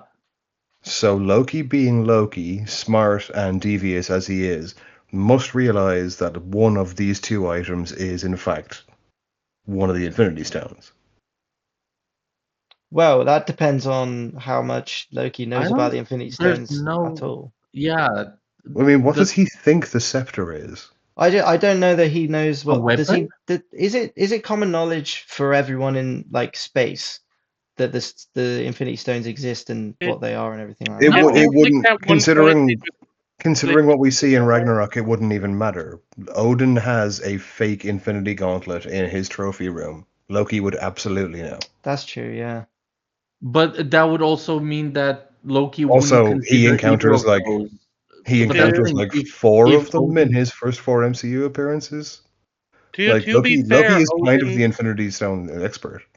it Odin makes is no also sense because prone. if Odin has a fake Infinity Gauntlet, Loki would not assume that either of those two items are Infinity Stones because he would think they're in Odin's fucking No, Oh chest. because no, no, the no, Infinity no, Gauntlet is because you empty. don't you don't see the gems on the gauntlet. Like it's Yeah. just an Yes, they empty one. are. They are on the gauntlet. On No, no, Odin's what? one? The fake one? Yeah, What? yeah, yeah, Are they? Is that right? yeah, I need to look this up. yeah. You can look it up. I do think that I'd bring up that Odin has been known to keep some secrets. Oh I wow, like you're I right. like that if I remember correctly, I like it's actually the other hand as well. Yeah, Yeah, yeah, it's it the is, left. yeah. I know you are right, Yeah, Leo. it's the right hand. The gems are on it. Okay, but either way, fake or not, and it is obviously all fake, Loki would be aware of the existence of the Infinity Stones. And he Yeah. is Yeah, actively but and he would think knowingly they're all serving in Thanos. Odin's. But that's the thing. He would think that Odin has all of them, so he wouldn't assume neither the Tesseract or the Scepter would be any of them. I to I be don't honest, know, I man. think this is a Two items of that kind of level of power. Yeah, like okay, it doesn't matter. We're getting bogged down in nitpicking here. Mjolnir. Let's move no, but on. I think this is a huge this is like more of a huge issue for Thor Ragnarok. It was a terrible, terrible idea to put that fake Infinity Gauntlet in the film. Oh, yes, it was. That So was like absolute foolishness. what It's actually actually Thor what as well in the background. You could see it. if it's in Thor 1, then that's really poor from them, but That's why it's I'm saying Loki would know of the infinity. If Loki does yeah. know of the Infinity Stones, he would think they're in Odin's chamber of fucking secrets because he saw the fake gauntlet with the stones in it. Well then And if then he it's has the Tesseract on a very more secure fucking under more lock and key place than the Infinity Stones and the gauntlet. So but he would think the Tesseract might be stronger than the Infinity Stones because of that, yeah. if he were to Maybe. look into it. If even outside, because I don't know if I buy that Odin having that gauntlet means Loki knows. I don't know. Do you, because like I said, Well, Odin has kept secrets. yeah, but in the Well, Thor Loki and movies, Thor go there multiple times. Loki makes a point of knowing more about the lore than Thor does. Yeah, and the other thing is that He has made a specific study of, well, studying it. the other thing is as well that in this film we find out that Loki was given ancient knowledge by Thanos in order to better prepare him to carry out this task for him. So And we can only the only assume, thing the only thing that can mean has to be control of the scepter because he doesn't do anything else. Yeah, he doesn't yeah. use the scepter for mind control of any kind besides tapping somebody and brainwashing them. But he could just think that it's a brainwashing scepter. Because if Yeah, he knew that was the Mind Stone, he would just break the casing and use the Mind Stone directly. So this Well, is the problem we have is that we that's have what I to was getting at. Like, is this not a really bad idea on Thanos' part? Like, Yeah, it it's is. a very stupid idea You on know Thanos' Loki to part. be Loki. You're giving him one stone to send him in search of another when Yeah, you just there's gave at him two least one stones. more on Earth. Like there are three on Earth in during the events of Avengers at least. so we Yeah, have to Time Stone, Mind simultaneously Stone, Space Stone. So is Thanos just a fucking retard? Where he gives the most likely betrayer in the Marvel universe an that's the other Infinity problem. Stone Well, to that's the chase an thing. Infinity Thanos at the Stone time doesn't on a know he has planet a where there's betrayer. another Infinity Stone? I He actually mean, doesn't even just give him an Infinity Stone. He gives him the Infinity Stone that is most appropriate for Loki's character in the sense that it's the Yeah, most tricks manipulative one mind. yep, potentially. true, So true. it's actually probably the most foolish thing that he could do. But this is the problem we have is that we we now simultaneously, because of other films and the sort of background things that they've included in their own set design and stuff like that, we have to now assume that Loki simultaneously does know about the Infinity Stones and also doesn't know about them, because otherwise, And somehow can't infer that this weird magic scepter that does all the things the Mind Stone would do might possibly be it. yeah, Apparently never crosses his mind. From the leader of the Chitauri, which is under Thanos' heel. Yeah, the guy who's obsessed with finding the. No, it's okay. Total coincidence. I mean, Well- yeah, you know what the funny thing I just thought of? What if Thanos handed it to him because he was like, there's no way he'd ever think I'd actually hand him the Mind Stone.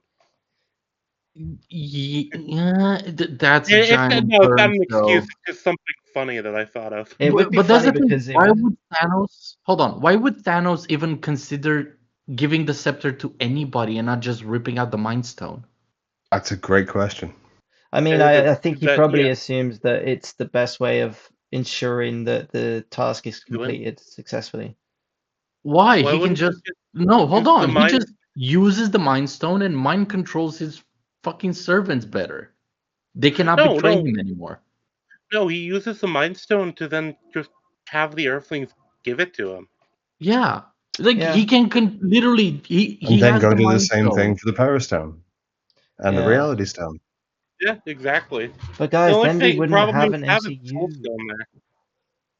Yeah, this is the. I mean, Yeah. it's a kind of issue with the Infinity Stones in general. They are very, very powerful things to include in your films, and it requires an I don't awful lot think of To kind of like legislation. bring us back to the movie, how like first of all, Barton shouldn't even know that it's a door.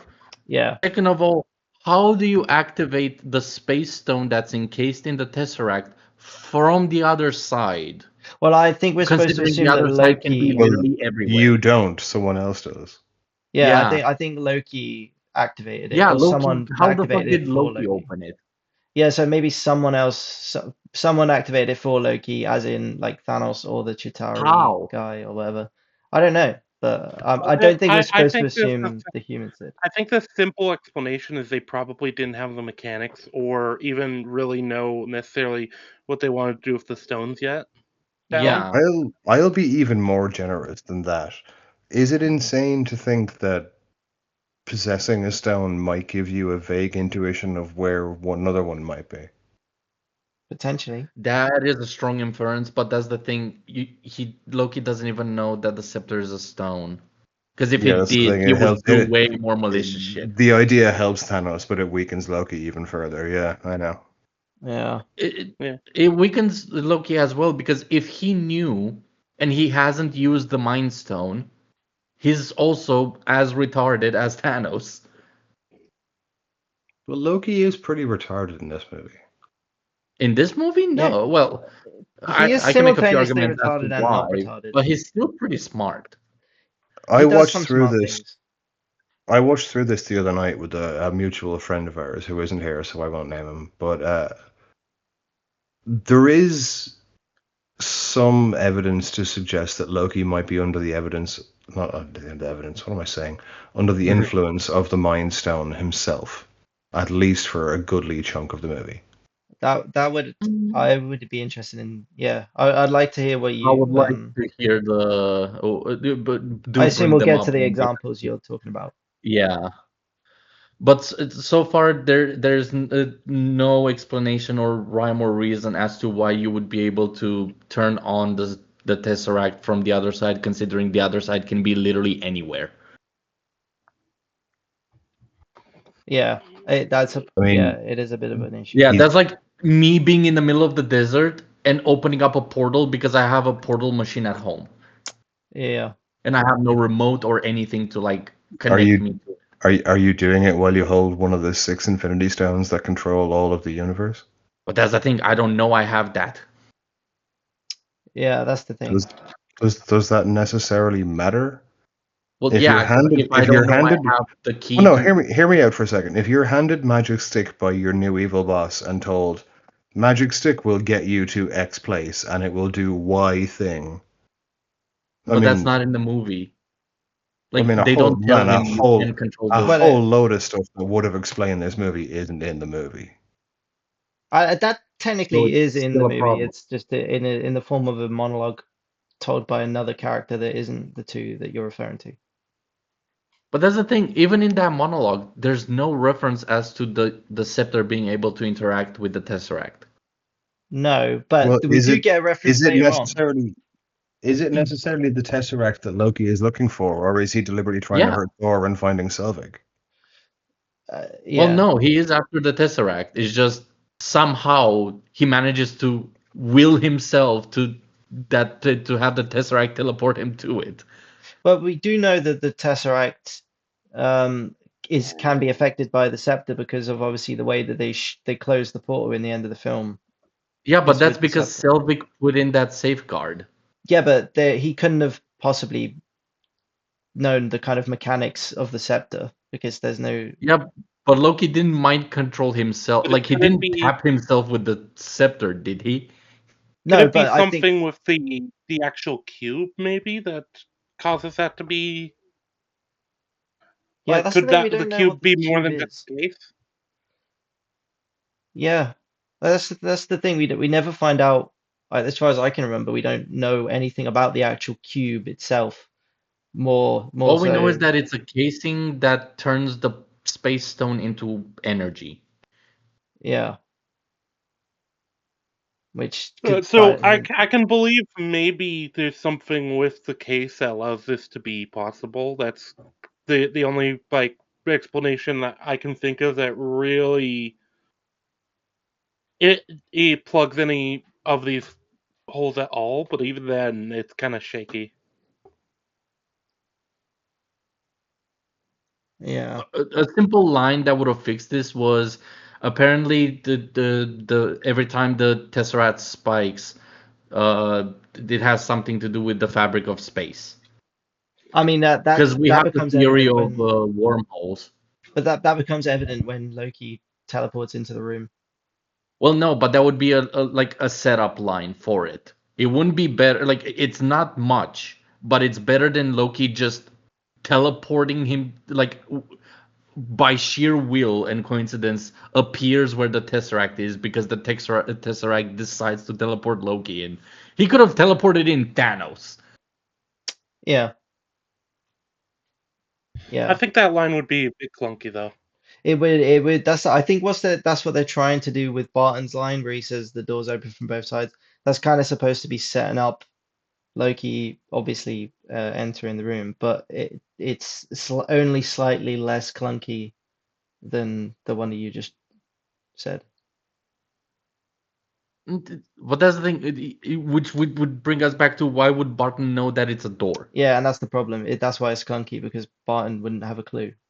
It shouldn't have a clue. And if anything, if anyone should Nobody be should have saying a that, it clue. should be Selvig or one of the scientists. To be fair though, it's implied that this is Barton's regular post, so he could have I guess. heard people talking about it for however long. Like But wouldn't that when increase security?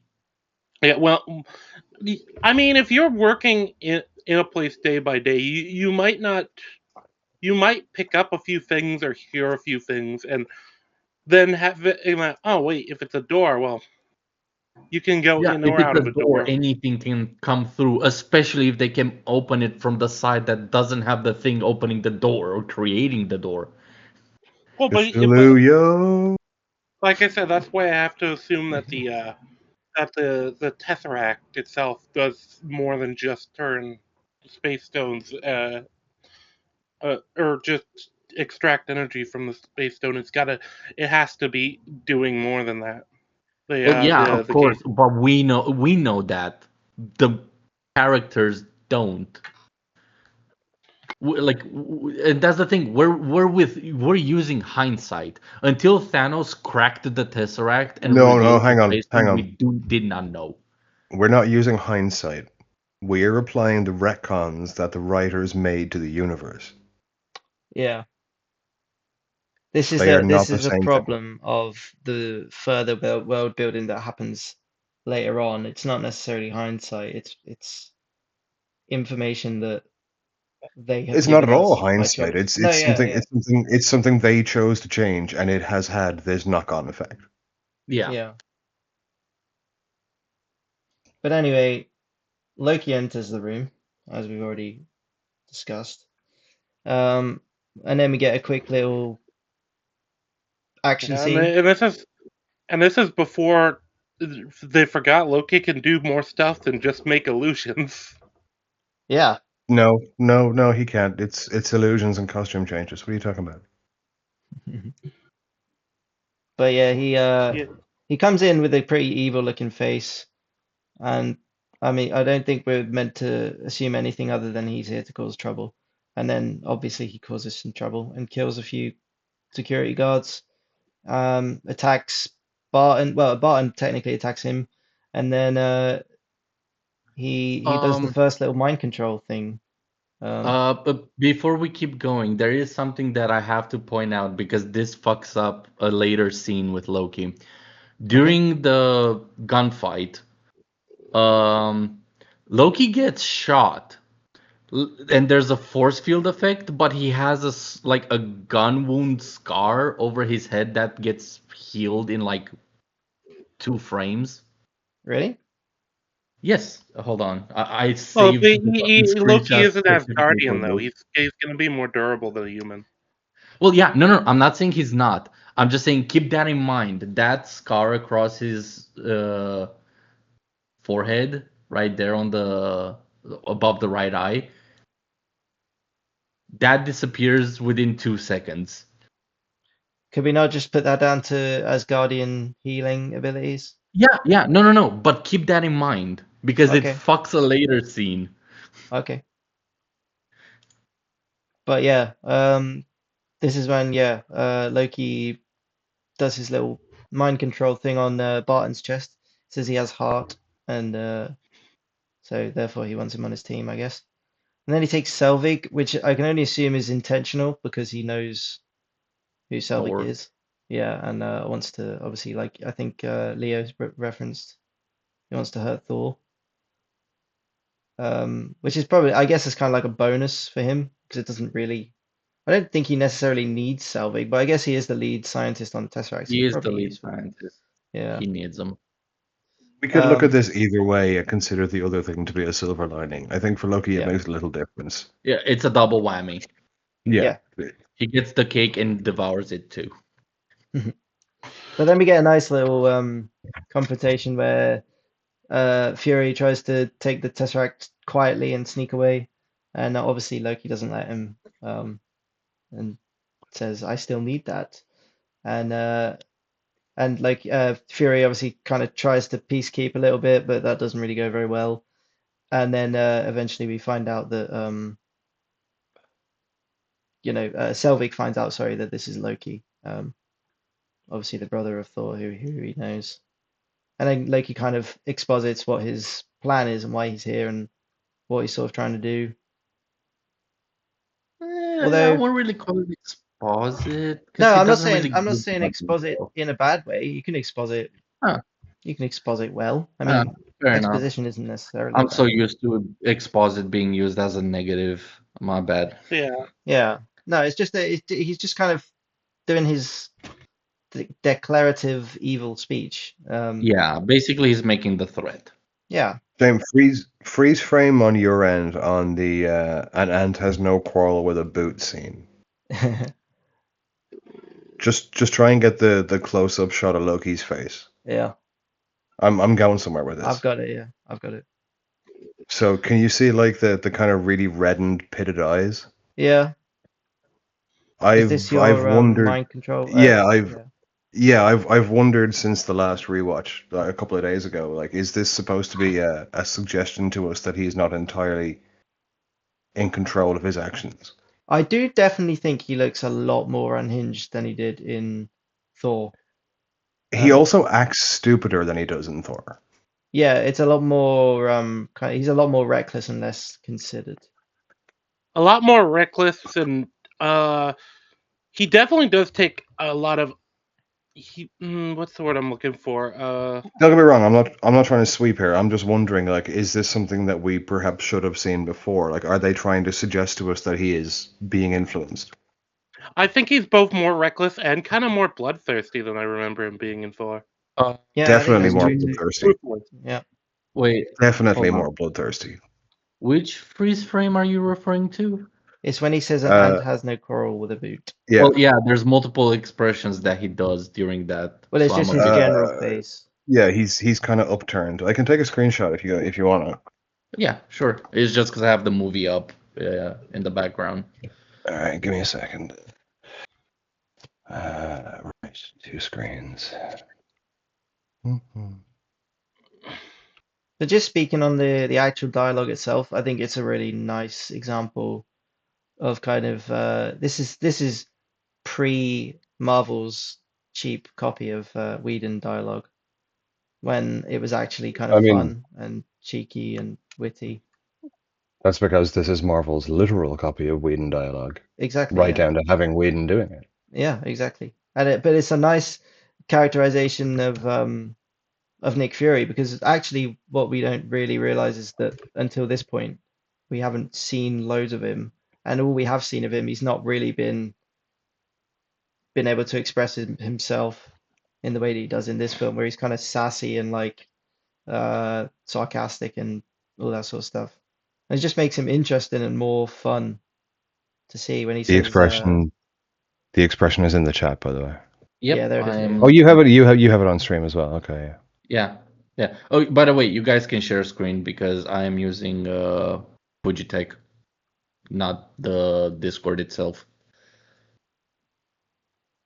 But you see what I mean? Like there's a depth and a redness to the eyes that doesn't really But he has belong that there. throughout, like ever since he appears until Yeah. like halfway through the movie. Yeah. Exactly. So what? Right about Halfway through the movie, he stops being right about the influenced. time he's not directly in contact with the staff. Well, no, he doesn't have the red eyes when he's fighting Cap.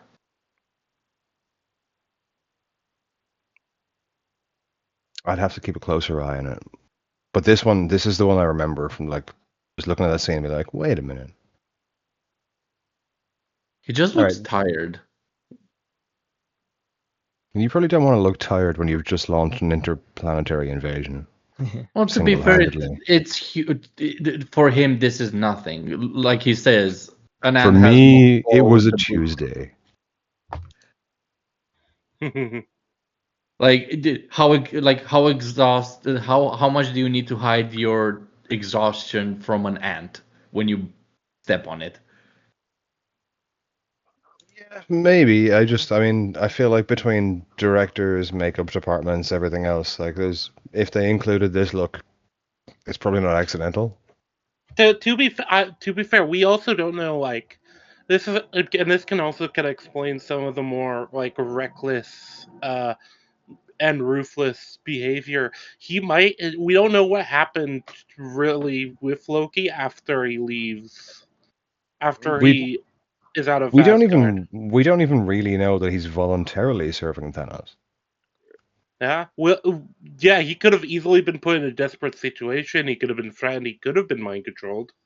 Well, And again, that's the thing. The I'm last not glazing it here. It's just there is enough in this movie. There's enough incidental evidence to suggest that, you know, maybe Loki's not entirely in control of what he's doing here. Maybe what he doesn't about even know he's not entirely in control. well, Well, he wouldn't if he didn't know that it was a Mind Stone that he was holding. Yeah, but well that is there obviously a retcon. Like I'm talking about filmography from this movie, like Yeah. sorry, videography from this movie. Like they clearly intended something by this look. There's no way he got on screen looking that tired with those red circles. Like that's not happening. it No, could be no. just Well, I agree. bad judgment makeup. Like it looked Sure, good. Maybe it looked good in person, but it looked shit on camera. But I it don't wouldn't think it matter, looks man. I mean, shit though. No, I think it's fair. they do screen tests and light tests for every major scene anyway. So And this it would this does would be look cool. Maybe deliberate. a Uh, filter in post processing. I don't I know. I can believe it's intentional. definitely. Yeah, like I can believe it's intentional. It's just it's inconsistent throughout the movie. Like sometimes he has it, sometimes it doesn't, whether he has the staff or not. Well, the thing is though, we to go back to the what we were talking about before with the argument on the helicarrier when we get that big shot of the upside down scepter, and we're obviously supposed to infer that that scepter is in some way having an effect on the characters and potentially enhancing their sort of irritation towards each other.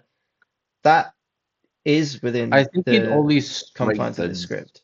Yeah, yeah, but To be fair, I think it only strengthens emotions that are already there yeah, instead which of would implanting Well, no, the emotions scene, there. the scene, the scene that we're all talking about is in the room. They're all getting more agitated just by being in close proximity with it.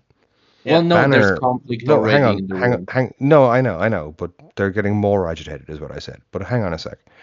Banner is getting more agitated again up until the reveal that he's actually picked it up without him realizing it, and Yeah. he's almost hulking out at that point. So there is plenty to suggest that physical proximity is a factor, and holding it is a bigger It factor. could Yeah, it could be exactly. the And that is radiation within from the the confines of this scepter. script.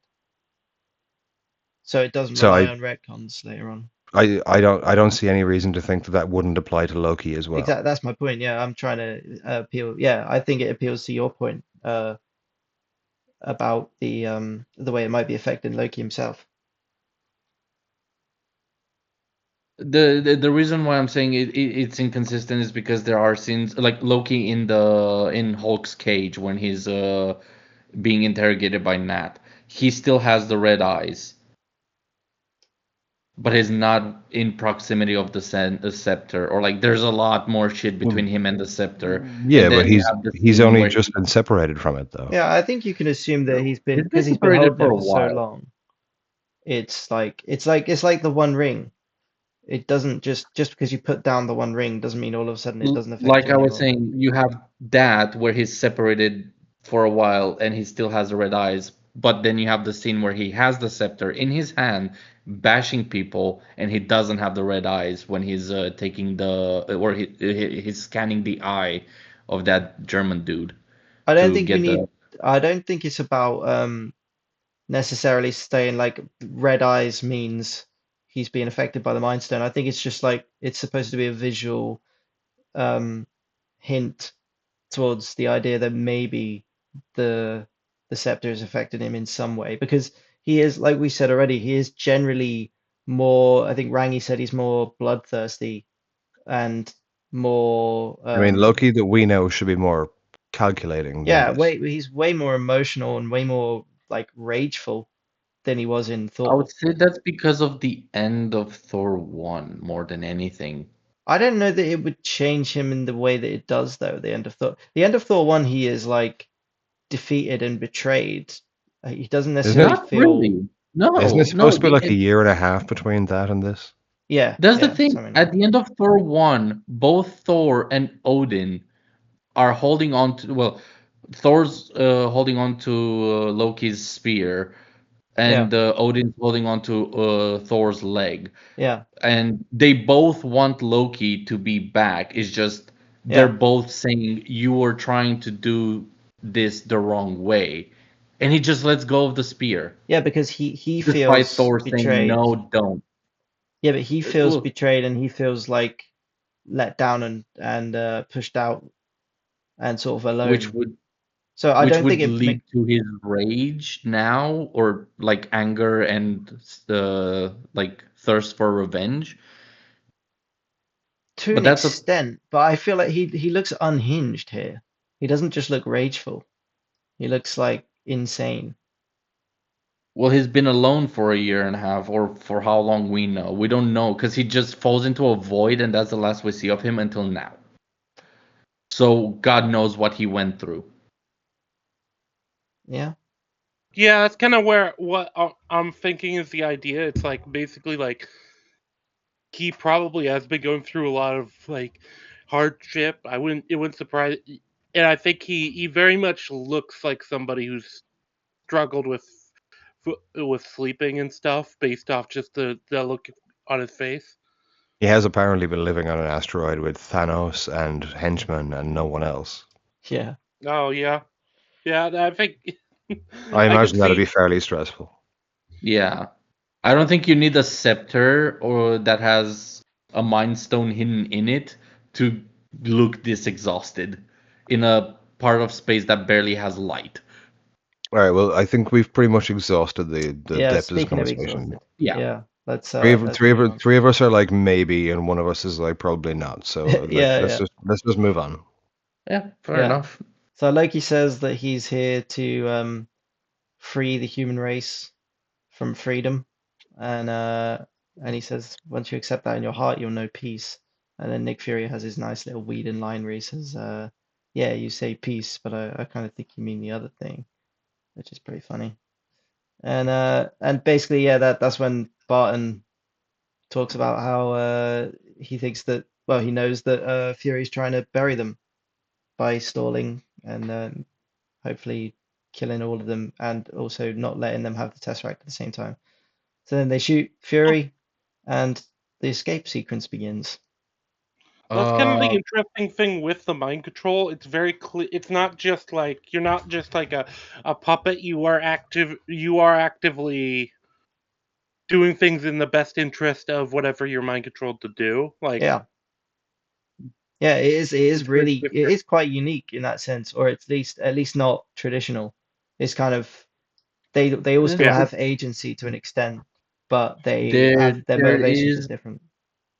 there is a line that kind of contradicts that later on when Hawkeye comes back and he's like pulled everything out of me and remade me, like Yeah. put completely something else in. So I don't think I that's would say that I kind contradict. don't, of yeah, falls on the I think normal that mind that control. actually just solidifies Rangi's point. Yeah, How? that. Yeah, basically what I'm saying is not only does Barton have agency, he is using the knowledge he would have had. He is basically it feels more like it's essentially changed your motivations and intentions rather than making you like a puppet. Yeah. There does seem to be some indication that it turns them, but it doesn't have them at peak efficiency. Like Barton is clearly more effective later as Hawkeye than he is for Loki. I wonder is that to do with his sort of personality being dulled down? I don't know. We don't really get another example of it except for Selvig, and he doesn't give us much in terms of that argument. So Yeah, I know. it's hard to say. Well, I think you could potentially argue that the fact that he's more effective later on is because of his personality Well, shining through when he's truly himself and he can kind of be a bit more creative and more free with his I well, feel like choices. I he's feel like the still shooting pretty creative. fury. I feel like the shooting fury scene should be it. Like it's Hawkeye. Like granted, it's not a bow and arrow, but you're within what 15 foot maybe. Yeah, Like a headshot with a 9mm. Not difficult Yeah, that right. straight yeah. between the fucking I eye. I have this problem later on for even more Like difficult shots. the average person can do a snapshot like that with a little bit of Yeah. practice. Hawkeye, I'm I not mean, American. I most likely can do that fucking shot. dude, I'm Irish. I shouldn't be able to do that shot, but I'd be confident. I'd be reasonably confident in my chances. I mean I have that same problem in a couple of minutes time when they have the just before the chase sequence begins and he shoots at Maria Hill when she's basically stood in the open and I know she's Oh trying to yeah, dodge it. she rolls into the Yeah. corridor right Yeah, she minutes of rolls shoot away, her. but it's like you're Hawkeye, like just shoot her. Yeah, no, And and then he was actually closer to her than he was to Fury in yeah, the and preview. So then they have the scene where the two of them are the two cars are face to face and she's trying to stop them from getting out and they're just shooting at each that's the other point metal. blank. That's the Metal Gear reference scene. Oh, That okay, tunnel. right, I see, yeah. But yeah, so the cars are facing each other and they're just shooting at each other point blank, and for some reason he can't hit her again. It's like, why are we nerfing Hawkeye at the very beginning of the film when we're Yeah, supposed to now believe later on? Oliver Queen would be absolutely nuking this shit. What are you doing, bro? Yeah, It is he'd a be bit silly. fuming. Oh yeah, one question. Why have the facility make the Tesseract basically cave everything in? Uh, Because Buffy reference. Huh? Yeah, and also I think it's the Tesseract making the facility cave in rather than the other way around. No, it's designed to make it No, yeah, cave no, in, they Barton does specifically say that it's designed that way, and Fury confirms it. like the pharaohs of Uh, old. Imagine they just had a random spike. Like there wasn't even Loki, It, there was no no, enemy. They just tested something and it caused the same effect. well, Congratulations, you just ruined an entire fucking facility for a test. to be fair, the conversation between freshly turned Barton and Loki is he's stalling us. He means to trap us under 100 tons of rock. This place is about to go critical, or something very closely to yeah, that effect. yeah, I've Yeah, got but the that's script because up of the here. energy from the Tesseract. He And technically, Fury confirms it. So I think the implication is supposed to be that they have harnessed the last of the energy from the Tesseract to do this self-destruct.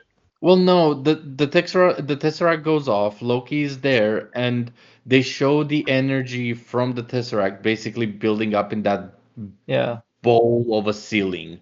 And over time, it just gets bigger and more fucking corrosive to the building. Yeah, but yeah, they deliberately make reference to that, and even after talking about it, Barton then looks up to gauge it while they're walking underneath it. Yeah, yeah. but wouldn't that Like make any form of this energy seems to from be the? it seems to be planned, like it's part of the self-destruct.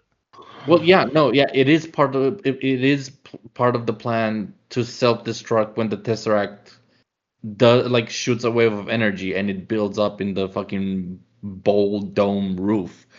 But that means every time the Tesseract does that, it would make the energy go straight into the bowl dome roof and build up. I think we should try and get past this Yeah, scene Yeah, it's yeah, probably a no, good it's sequence. fine. idea. I'm just saying it's a bit stupid.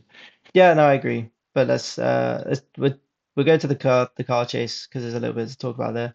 So yeah, Barton and Loki and Selvig and some random security guy walk out and get into a car, and Barton initially sort of tries to pretend to Hill that he's not been turned yet.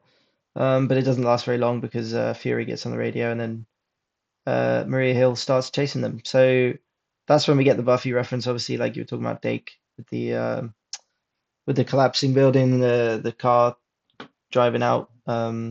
I mean, they full on do the collapse of Sunnydale. Yeah, 100%. Yeah, it is very, very, very similar. Um, yeah, and like we had the issues with the with Barton's lack of ability to shoot somebody in the head, which is strange considering who he is.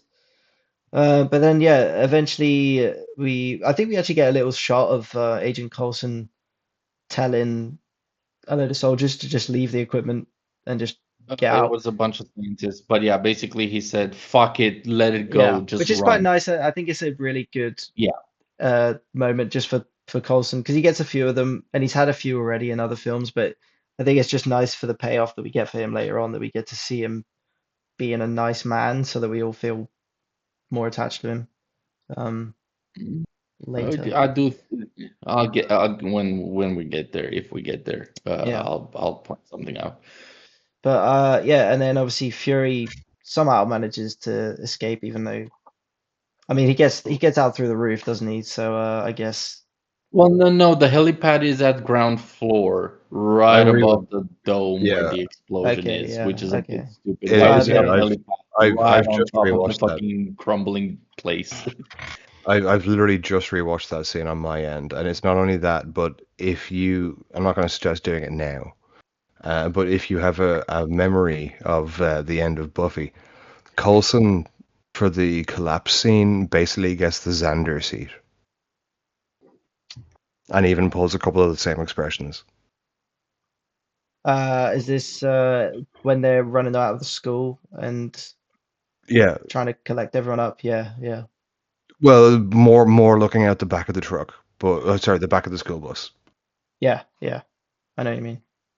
Um, yeah, but then if everyone gets out, well, everyone important gets out, and by the skin of their teeth, and then we get Fury attempting to shoot down his own men to stop the Tesseract from falling into the wrong hands.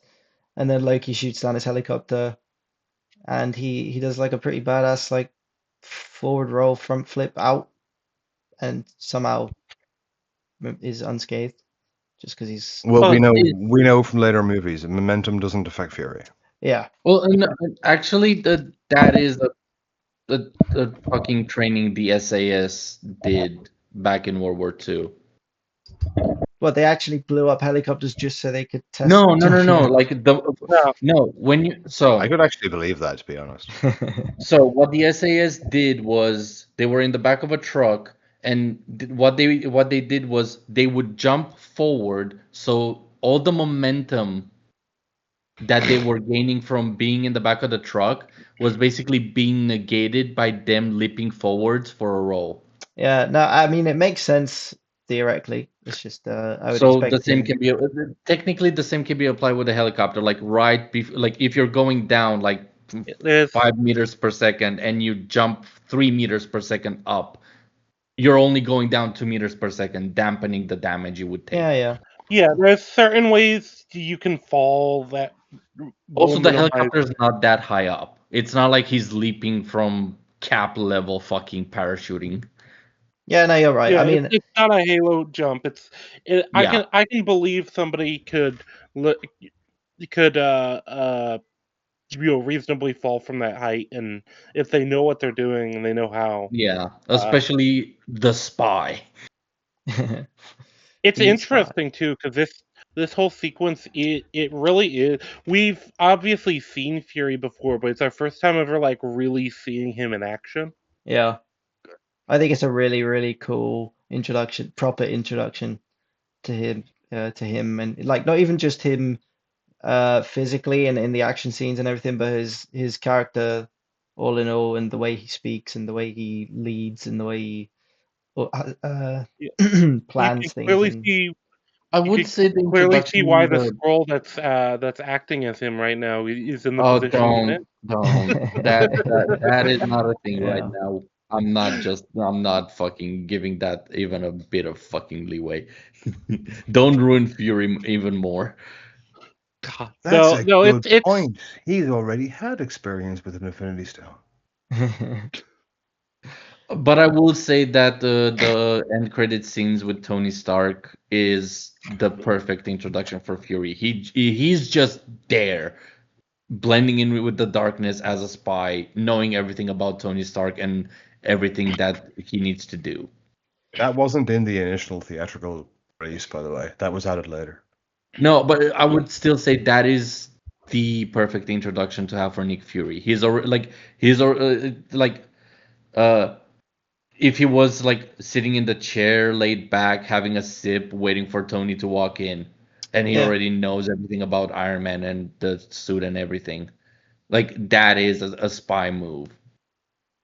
Yeah, no, well, it gives him the mystique before he then. it's there's also Yeah. the implicit threat to it, you know. Why did you say that name?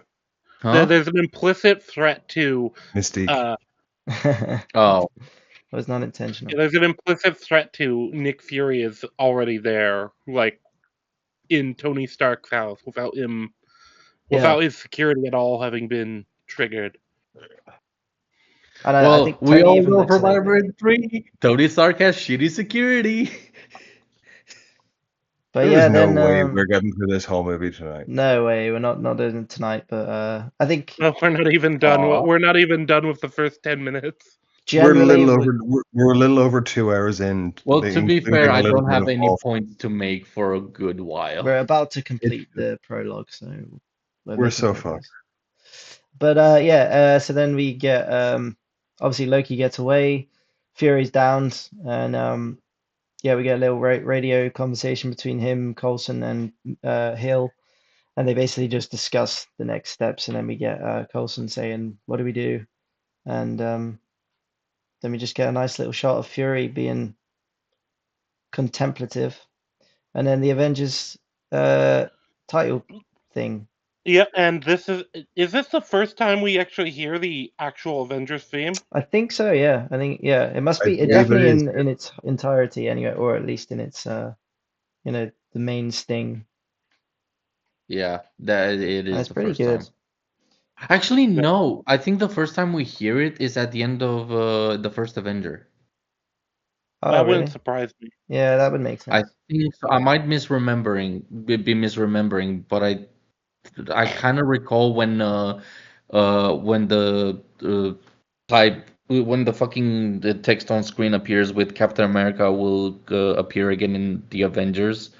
They Yeah, kind of that's have that possible. scene in the background. Yeah, It I wouldn't wouldn't be surprise me surprised. at all. But either way, this is it's just a very strong introduction, and Yes. Yeah. right after this we get the Well, introduction of our other spy. it's an Yes. introduction. It's not really a strong one. That's the thing. No, I no, just actually love it about that. Is that it doesn't last very long Yeah, at the all. It's like another good very quickly. interrogation scene. Oh no, I was talking about the music. yeah, The that's what I theme meant. song. Yeah. The Oh, music is a good introduction Yeah. to oh yeah. the Avengers theme. It's a palate Even if cleanser. yeah, But then we get what I think is the introduction to Black Widow because she kind of she's obviously playing a character in Iron Man 2, even though she's in a significant portion of that film, she's not being herself for a lot of it. So this is kind of like the my main. impression is she's I always would say it's playing a character. 50-50. Oh yeah, she is to an extent. She's pretty much always playing the character, but this is more of a sort of this is more of an example of what we can come to expect from her. Well, yeah. It's basically just her kind of manipulating and lying and pretending to be someone she isn't and pretending to be less knowledgeable than she is in order to. Yeah, it's a reverse interrogation. Yeah, Yeah. 100%. Yeah, she's making them think they have all the power, and actually she is very much in control. This Yeah. appears in some spy novels and stuff. It Yeah, I mean does. any good spy story has this kind of psychological warfare going on. Oh, that and that's kind of the neat thing, right? Because it's such a cool tactic. Because the questions they're going to be asking you about, well, those do tell you what they're worried about, what their concern is. It gives you information. Yeah, Gee, I cannot wait for a Black Widow movie that's focused around psychological warfare of spying. Yeah, it's not gonna happen. yeah, Yeah, Oh yeah, well I haven't seen Black Widow, so maybe it does. Who knows? yeah. Rangi, maybe sure. you should Let me watch it and drink a let us few know. fucking bottles before. Rangi, let me put this in a way that a theater inclined kid from your area might understand. I'm not She a theater inclined. shut up and let me finish. You'll know what I mean when I get there. She deliberately Jennifer Greys herself in order to win. Mhm. Yeah, I know that. I've seen the memes. I was obviously joking. Yeah, it's God, a it's interesting because it's like this hits the mark on who she is and what she is. She is probably the most socially capable of the Avengers. You definitely know yeah. what's impressive though? They didn't manage to Well, do it just Tony. once. They do it twice. Tony's socially capable, but I don't think he's as socially capable as she is. He's also prone No. to like major anxiety problems and this kind of existentialism. No, Uh, that's gone. They're not gonna do that again for like 3.5 years. Yeah. Yeah, we're gonna put the PTSD on pause. He has to do other stuff before he starts having an existential crisis for the second time, but and then yeah, make fun of it. I do think Black Widow is she's so unfairly underserved in the later in a lot of the later films, but every time she's served well, it's she's a really cool character, I think. But Her to be and fair, Hulk. because she's part of the Avengers so early in the universe, it is kind of hard for her to be a spy. Her face is plastered everywhere. But they had to choose between her or Wasp. Who were you gonna pick? I Hmm. would say Wasp. So, What? but don't Can't you need Because can't it to can't don't you no, need to it bring deadass in ruins her you spy. Like you deadass. can't do well, you can't do Wasp. They didn't want to do Ant-Man until what, phase 3? yeah. I was That's a gonna say shitty fucking you have to excuse. bring in Ant-Man if you're gonna bring in No, you Wasp. don't. Yeah. Well, No, you no, because don't. a lot of her technology is from Ant-Man. All of it. Yeah. Wasp sucks anyway, even when she does come in. She's not interesting in any way, especially not in comparison to Natasha. It has Well, always yeah, been no, weird. I'm saying if the thing is, this ruins Natasha's ability to be a spy because of the popularity of the Avengers. Yeah, I Like her think face is everywhere. She cannot be a spy Oh yeah, anywhere yeah, on Earth anymore. yeah. That's true. Yeah, she'd be an instant celebrity. But then again, I guess that's the thing. It's not really like they meant for her to be exposed. It's like once you have the Battle of New York and like her having to be involved in that in any Yeah, way, that's it. people are You gonna know. know there was this woman that was helping out the Avengers. Like, Yeah, but at some point, if anybody on her mission recognizes her, they'll be like, "Wait a minute, didn't I see you fight with Captain America, Iron Man, and that thing during the alien to, invasion?" There you well, go, cover blown. well, to be fair, I guess that's probably why they introduced the mask thing in Cap too. yeah, Yeah, probably. and they completely forget about it for the next Yeah, they fucking never use it again. everything of the series. Yeah, they go a little bit But there's Mission a lot you can Impossible. do with makeup. There's a lot you can do Guys, with makeup, they changing your hair. made they made life model decoys a throwaway gag for Tony to use as a joke voice call recorder. Yeah, Yeah. yeah, Bath, or whatever he calls it. No. In this scene when Phil Coulson gives him the intel on the whole Tesseract being stolen, Tony picks up the phone and is like, "You Hi, have reached the hello. right This is the button." life decoy model of Tony. Yeah, Yeah, like yeah. it's just Yeah, like Oh yeah, but you could have not done that. yeah, yeah, Yeah, but you could have just I said don't it's a believe that AI her or it's the fucking voice box. she is going to have much harder time being a spy. But you can actually like there is a degree you can still you will work because you can change a lot about a person's appearance and kind of Yeah, get away with it. you can make her Florence Pugh and cross your fingers. Well, even just like dyeing her hair, changing the haircut, color contacts. There's stuff you can do temporarily. Like, I see what Yeah, you're but that saying, Rangi. What you're saying is this worked for Black Widow and Scarlett Johansson, but somehow didn't work for Brie Larson at all. well, a They lot of changed it her. is They, still pro. they changed her hair all the time, and she still came across as a crazy bitch. Yeah. and everybody would still recognize her as the one that assaulted the dog. Didn't you blow up my son and my neighbor's Didn't you son steal the and almighty his dog's bike? neighbor's Oh, son? get over it. We blew them up like 10 minutes ago. Didn't you punch an old lady on a bus? Oh yeah. Well, I mean that was a scroll, so I guess I'll give her that one. Yeah. Wait, didn't her fucking fake teeth pop out when she punched her? I don't know, It but was a if very so, then lazy. that It was scroll a very is lazy incredibly scroll. dedicated. Yeah, Yeah. like But yeah, going back to kind of move us along a little bit more. Yeah. Is yeah. there anything else to talk about with the Black Widow intro? I guess maybe when the phone call. Yeah, I think that's a Mm, brilliant. Yeah, it's a great yeah.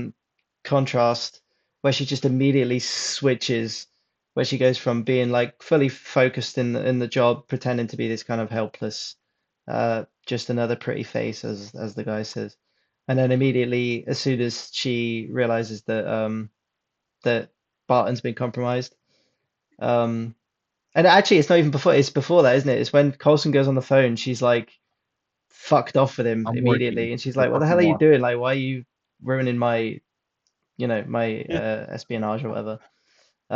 And I've it's kind of I've like a been nice working little to set switch. this up for like weeks. Yeah, exactly. Yeah, but it's The cool to weird just know part that, is, oh, actually, she's fully in control here, and she's not in any way intimidated by these guys.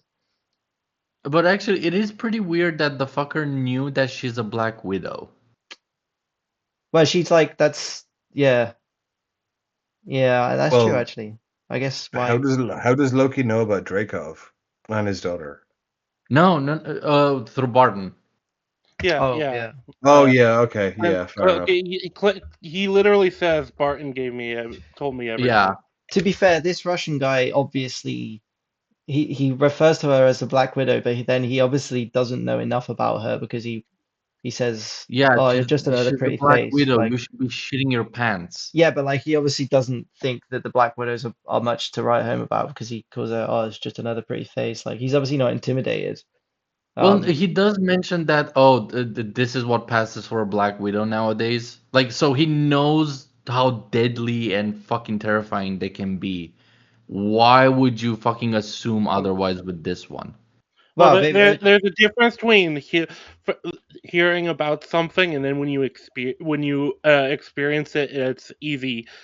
There are plenty of people who will be like, "Oh, so maybe that was overhyped," Especially when you're talking about because you're talking about what a Soviet era program like the Soviets did have a bit of a track record of overhyping things. A and to be bit? fair, all he says here is the famous Black Widow. He doesn't actually refer to her as potentially being really capable or dangerous or anything like that. He just calls her the famous Black Widow. So it is probably safe to assume that he just is underestimating what the Black Widows actually are. And obviously, Natasha's doing a good job of convincing him that she is, in fact, helpless and kind of pathetic, and her information is not, Oh yeah, up to date and stuff like that. So I think it's probably a culmination of all those things. And then she just snaps, and once she realizes, you, Well, oh it's yeah, you also can like, push this thing. well, we caught her. We stopped her before we caught her Yeah, before she yeah. could do anything. Whatever she's But here for, uh, like it's there's more a like, confidence that comes from okay, that. I know she's a Black Widow. I know how famous they are, and they're famous for something, Uh, infiltration and assassins, I think. yeah, they're assassins. So if you know that and you've captured her, doesn't at any point in the back of your head go, am I playing into her hand? But that's Uh, the naive it would hubris. depend on the person. It would Yeah. depend on the person, and this guy doesn't come across as the type to doubt himself. He also probably thinks I've got these two guys with me as well. I'm probably like we outnumber her 3-1, so it's probably Yeah. fine. And she's She's tied tied to a to a chair. chair. Yeah, exactly. Like if I know that I'm talking with a Marine and I have the sights on him, is that a decoy? And he's behind me. Like that would be the first thing that What? I that pops into my head. You'd assume that he has a clone who's tied to a chair instead. I like the idea. I Or a like the idea. sniper, You're a like, Jewish I've sniper. Like, I've got it. You pull the trigger and the cutout and the like cardboard Yeah.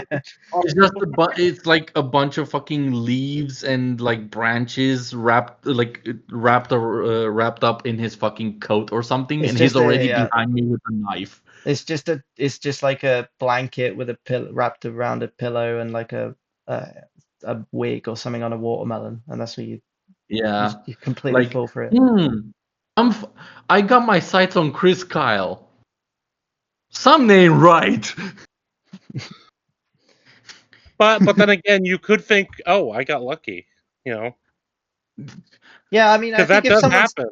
I think if someone's tied to a chair and you outnumber them 3-1, you probably assume you're in control at that point, Yep. even if they are dangerous.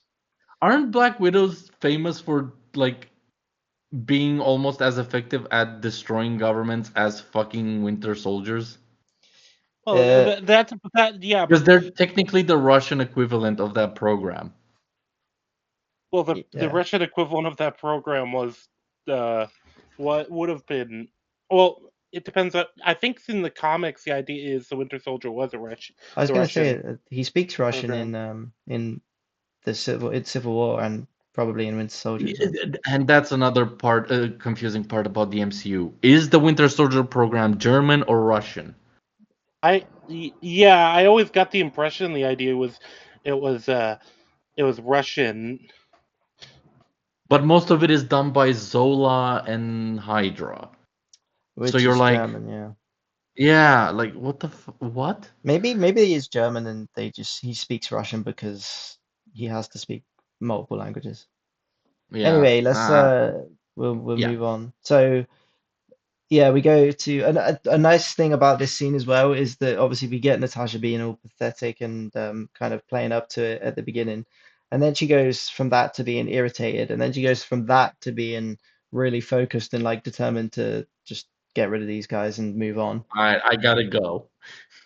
And then yeah, and then she goes to all of a sudden Coulson asks her to go and get the big guy, and she initially thinks that's Stark, and then when she finds out it's actually Banner, um, she kind of her face drops and she's kind of like genuinely concerned at that point, rather than putting She on the even act. says shit or something like that in Russian. Yeah, yeah, which is kind of nice. Like that actually, she may display that she's fully in control and like kind of comfortable in all situations, but then all of a sudden when she's actually faced with the prospect of going to find the Hulk, she's actually like, ah, maybe this is Fuck. something that I'm not very prepared for.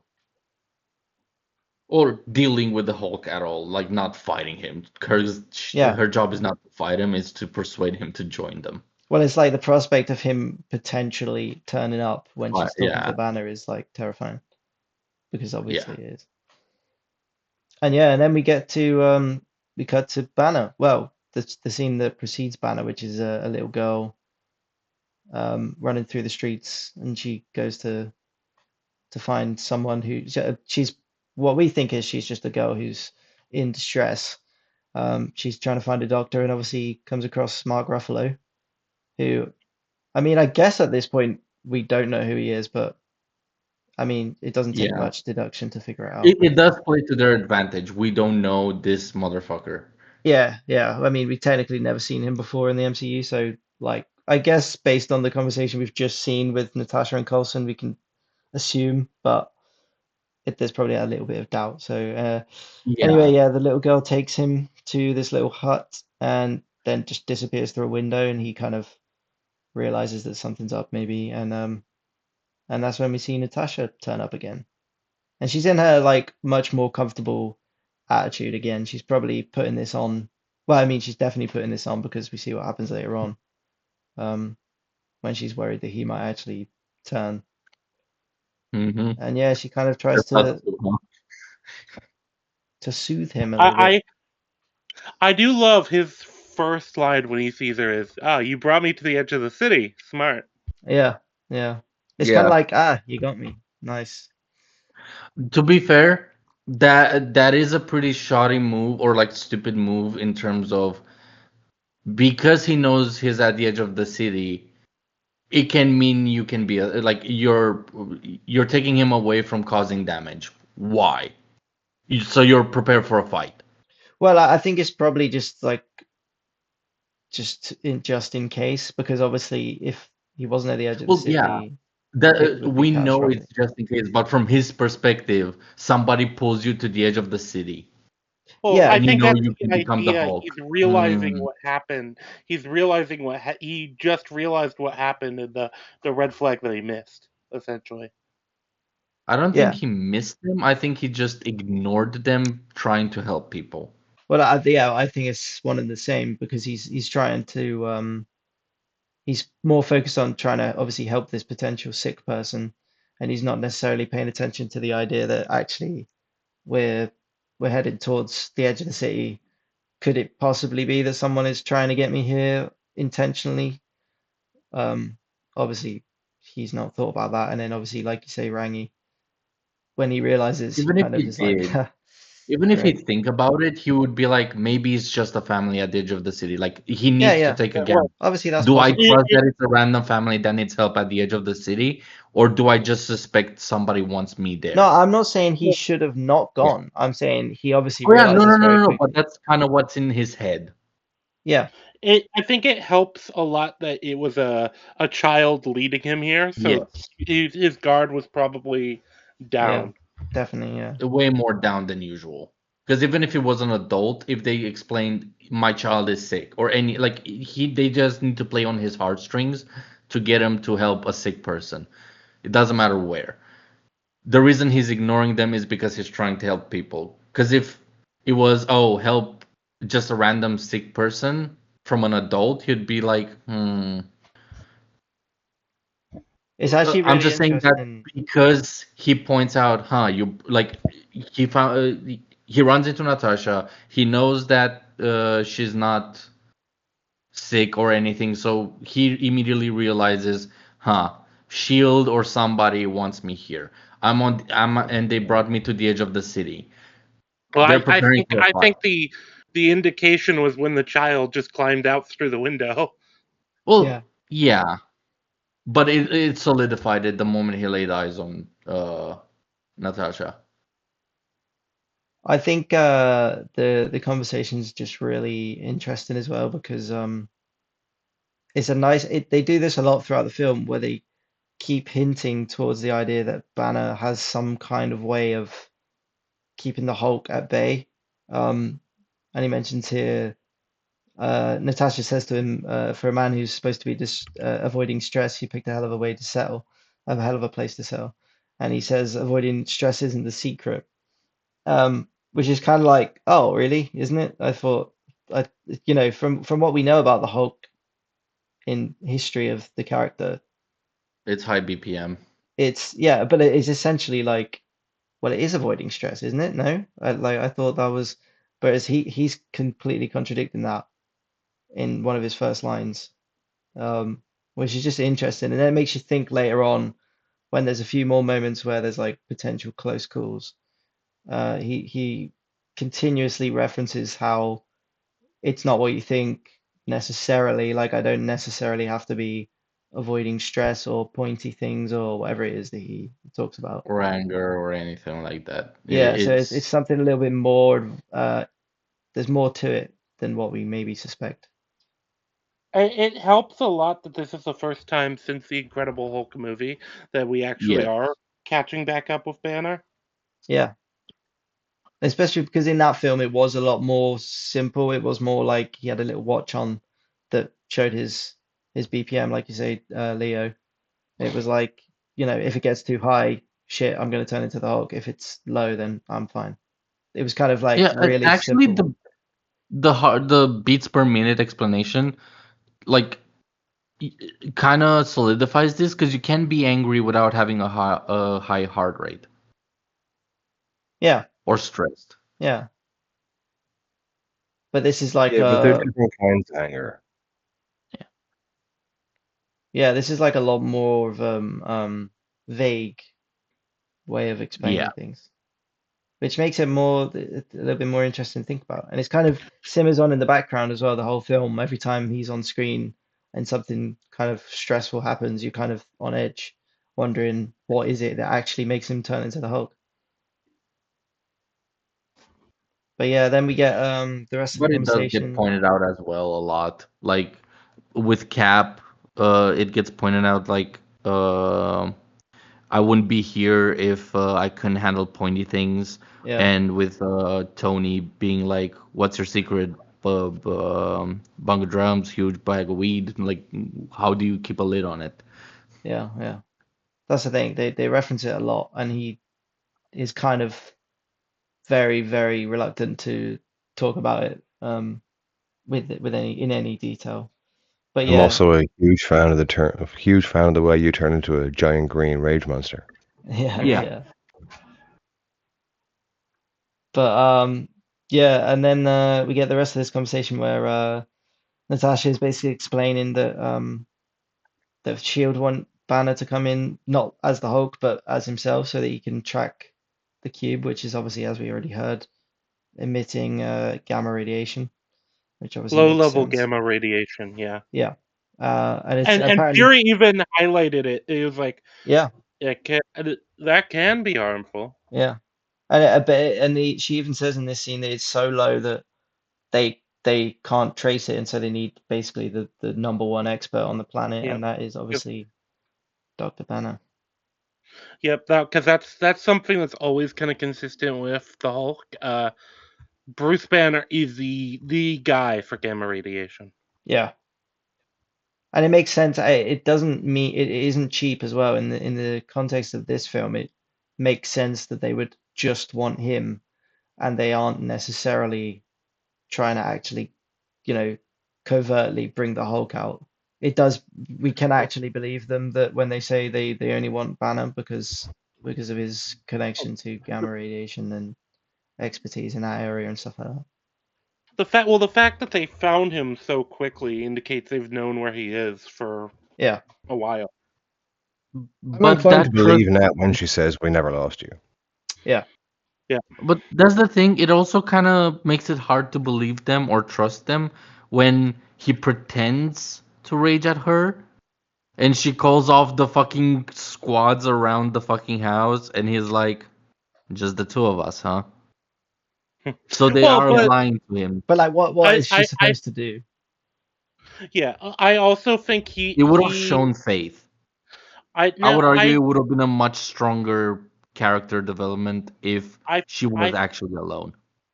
I think if she was actually alone, that would put him more on guard. Yeah, and I would also think like how stupid would Natasha have to be to go alone when she doesn't know anything about this man? She's never met him before. She doesn't know Yeah. what Well, pushes the wrong buttons. She doesn't know like it is the completely logical thing to do Oh yeah. for Shield Oh, well, you no, and know, I because if meant you like get alone him on the angry, you're ground. fucking dead. They have shown that they can have F-22s, F-35s hovering at high distance and just ready to engage at any second. So Natasha just has to survive until they fucking bomb the fucking house. That's not easy. but yeah, it's like how is she going to survive? And But she also, would be the most capable of all to actually survive. but she would still have to say stand down anyway, and therefore expose herself Not as not really. being what? So they just leave the F whatever you said F-22s. They just hover. Standard doctrine for radio communications like They, that, where you Or can't actually speak, would be a series of clicks.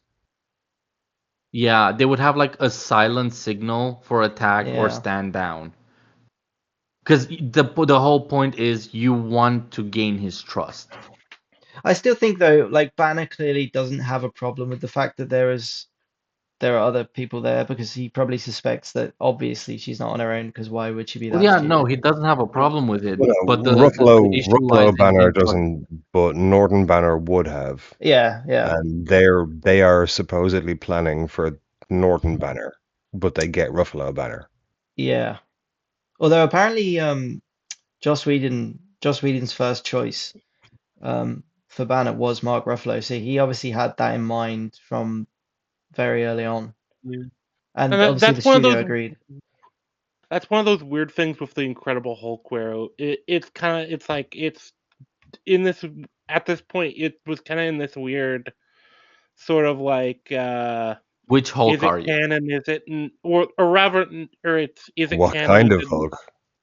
but Yeah. one thing that does help is Banner does canonically in the comics at least have dissociative identity disorder.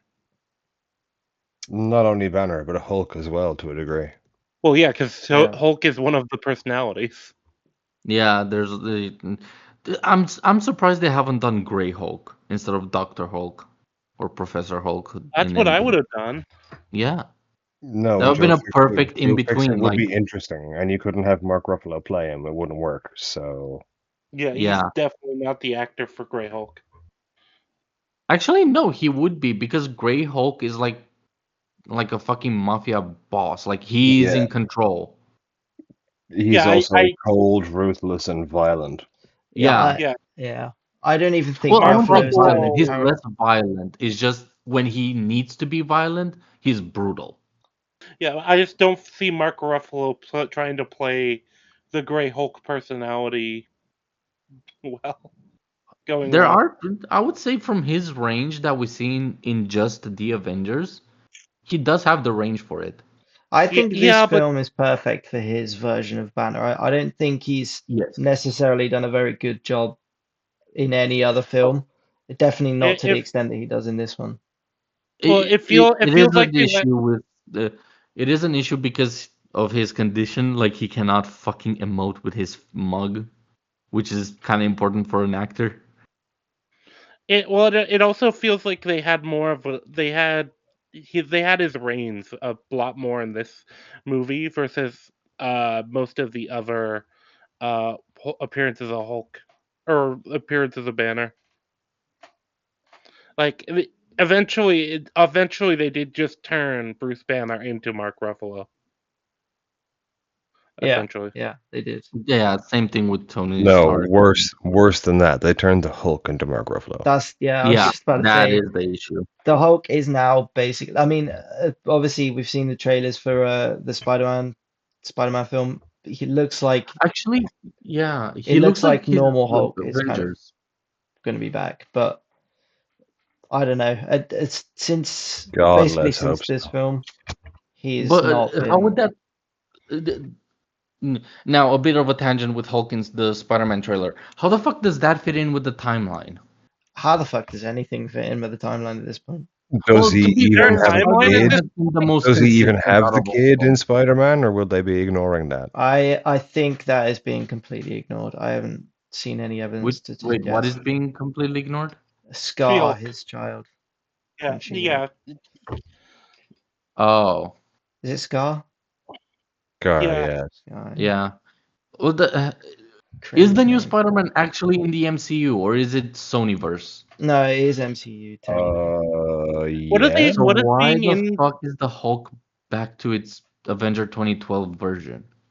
Oh, it's because people didn't like Doctor Hulk, so we're changing it back. Yeah, Oh I will God, I be hope it. right I back, I guys. hope it's Continue. not just that. no worries. Um, but yeah, we even get in this scene. There's a kind of a reluctant threat from Banner where he says, "What if the other guy says no?" And he's kind of like he does that kind of thing a lot where he sort of talks about the Hulk as this thing that even he fears just as much as everyone around him fears. And Natasha doesn't really bat an eyelid here, but it is something that you kind of keep an Oh, eye on is the way that I he speaks about the Hulk. I kind yeah, of hate that they chose that. Like the whole point of Banner and Hulk dynamic is that Banner hates the Hulk, not fears him or like the other um, guy. Like he yes, references like the no. Banner doesn't have an issue referencing Hulk by name and pointing out the problems with the personality Hulk. I don't think it So, hurts him here. Sorry, go on, Rangi. I'll let you talk. when it comes to the comics from what I've read of Hulk, because I have read a bit more of Hulk than I have a lot of other characters. Uh, mostly, I'll admit it's what's the series called? It's Dake. You recommended it to me. It's the one with Devil Hulk. I don't know. I do not read the comics and I do not Okay, use the but comics as a reference point. basically, Banner doesn't necessarily hate the Hulk as much as his own existence, really. Because Banner's existence is miserable. He can't even really die.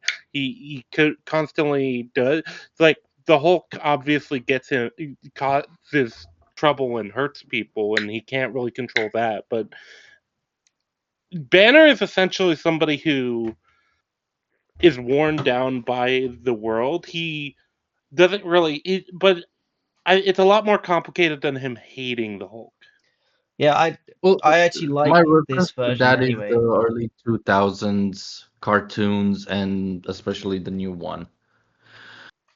Oh I, yeah, I if you go to the '90s Hulk animated series, it's definitely closer to him hating it. It's rather he sees the Hulk as a condition to be cured. Yeah, but that does make sense for a scientist. Yep. I think it makes sense for this version of Bruce Banner as well because Mark Ruffalo has obviously been cast for a specific to play a specific kind of Banner, and he's obviously not meant to be as kind of resentful necessarily, or at least not in such an aggressive way as maybe previous versions have been. Well, Because no, not as he's it's not just that it supposed. has to be as aggressive about it. It's just that he wouldn't be afraid to say his name or like point out that yeah, I hate the Hulk. I can see Well, why someone I in that situation would be though, and like it maybe it's kind of especially after so long. He's been over a year, as Natasha says, it's been over a year since an incident. So he's obviously like making great effort to keep the Hulk at bay and not do anything that might bring him out. It and makes I sense. can Yeah. believe kind of a discomfort of like like knock on wood, talking about, oh well, nothing bad has happened to me recently. It's you Yeah, yeah. It's almost even like if you you don't don't want to don't want to even mention it because it might, jinx you or whatever. yeah, even if you don't actually believe in the superstition, it is just you don't want to invoke that. Yeah. Did Dake die? He said he'll be back in a couple of minutes. Oh, okay, I know what he's doing then. Okay. Hmm. But yeah, If he so stepped away and when I don't hear the sound of him yelling at his cat, then I know where he's gone. yeah, so then we get a little joke where Banner wonders if Fury wants him to swallow the cube. But yeah, this is when we get that moment when Natasha explains that actually they want Dr. Banner instead of the Hulk because we need to track the cube. Um, and then Banner questions that and he wonders like he kind of tries to push her a little bit and wonders, oh yeah, sure. So maybe he isn't after the monster, and then he wonders if Fury tells Natasha everything, and then Natasha kind of tries to move the subject, change the subject, move the conversation on, and then this is when he like snaps, um, and asks her to stop lying, and that's when she like her kind of calm immediately erodes, and you kind of realize that actually she is incredibly concerned about the prospect of you know Banner turning suddenly. Um, Also, actually, to point out, don't you think it's kind of fucking stupid that she taped a gun under the table when she knows what the Hulk can do? Look, but if I'm going to be in a room trapped in a room with a Hulk, I'd rather be trapped in a room with a Hulk and have a gun than yeah, trapped in there and not The have a exactly. gun's gun. not gonna Yeah. do anything besides piss him off Well, more. Well, and it might be able to slow him down a bit by shooting him before he that's what I transforms. was gonna It probably say. won't Yeah, stop him, I think if you but it might shot be. It might, Banner as human form, it would probably delay him slightly, and then you could maybe escape just while he yeah, Or turns make and the then transformation faster. Because as he uh, said, he tried to like shoot himself in the mouth, and the other guy spat it. So it had to be pretty fucking quick of a transformation. not well, necessarily. so this is another thing where that is from the comics. Banner heals. Like he has basically a healing factor. That's basically what the Hulk is. Yeah. It's not that But he's like invulnerable. He heals really fast. well, Tell also that to fucking Ed, Gabe. yeah, but also in the Incredible Hulk when he jumps out the helicopter at the end, um, or the plane, he jumps out and lands on the ground as human Banner, and it takes a few seconds, like quite a while, Also, surprisingly long for him to turn into the Hulk. Actually, that's in Ragnarok. In the No, no, it also happens in Incredible the Hulk, Incredible he Hulk. transforms before he lands. No, no, he doesn't. He also hits the I ground. remembered the series I was trying to recall. Immortal Hulk. That's what it's called. A good run. A A very good very good run. run. Oh, But in Immortal Hulk, I know it's basically implied like Banner so Immortal Hulk is the aftermath of Banner literally trying to design a thing specifically to kill him, and having Clint shoot him with it, and Yes. he comes back from that. Yes. Yeah. imagine the fucking awkward conversation every time Banner tries to off himself and be like, "Hey God, yeah, fourth attempt. I know. Do I get a stamp this time for the free coffee?" Immortal Hulk actually kind of deals with that. Yep, it does. I was joking. Holy shit. No, it does though. It kind of does directly deal with that.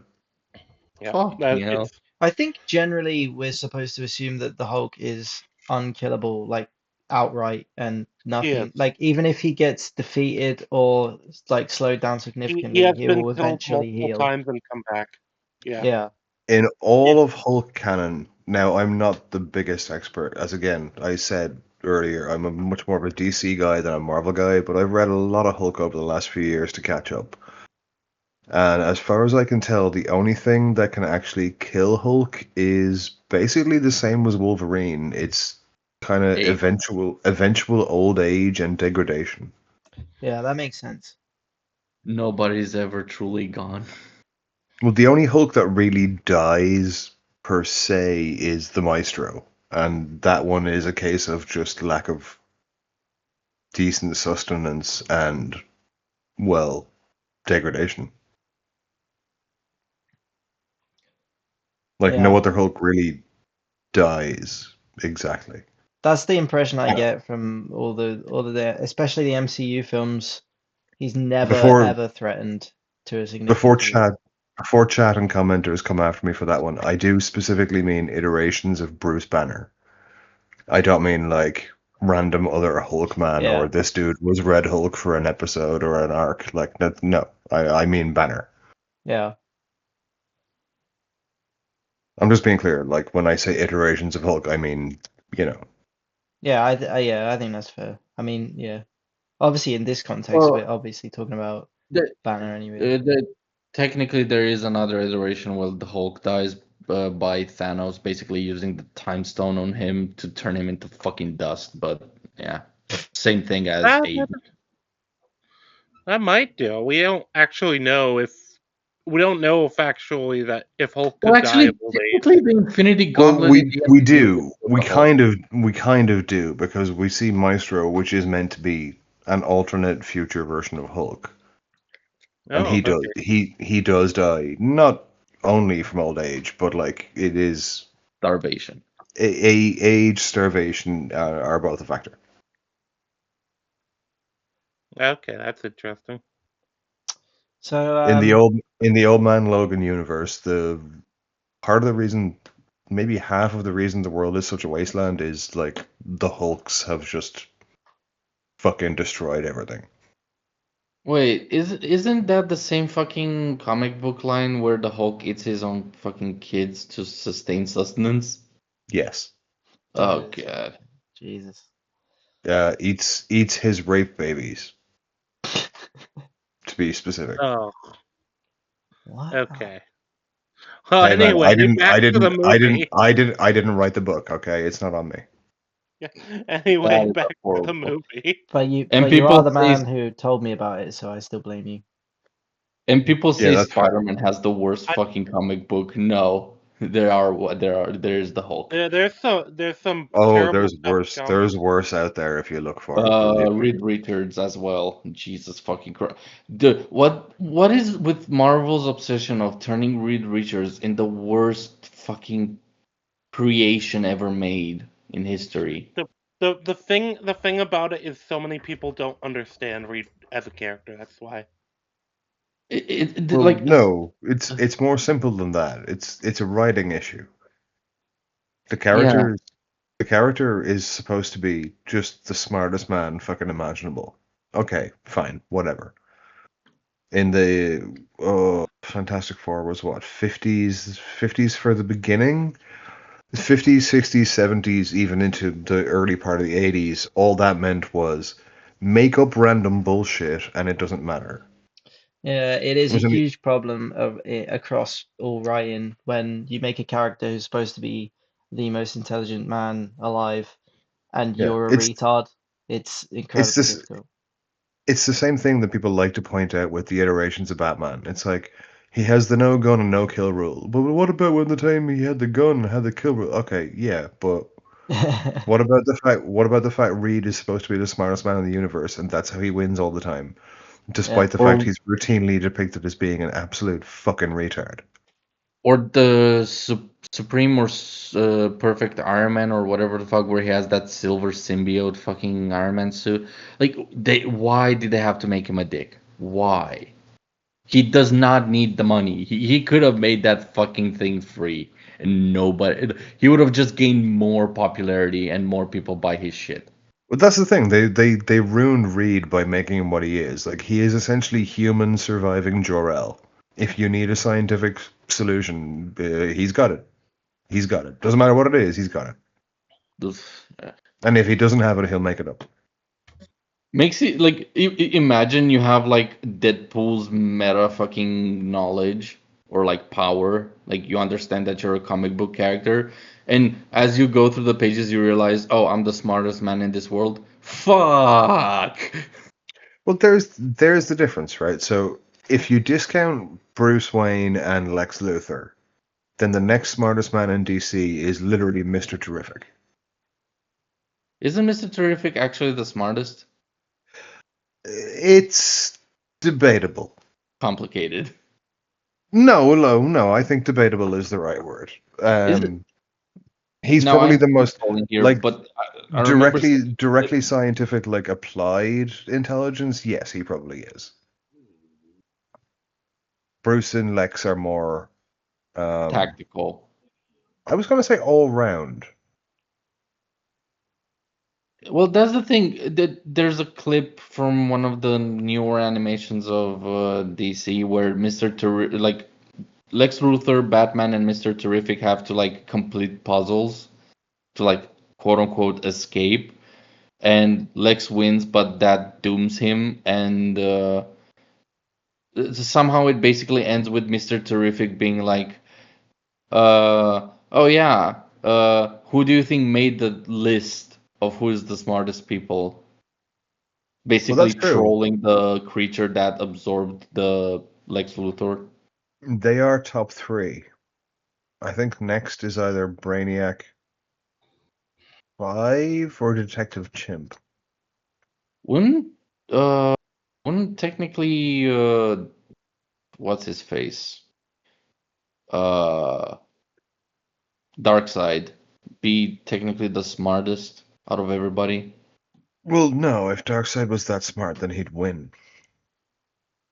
Well, doesn't he win in literally every other multiverse except the main one?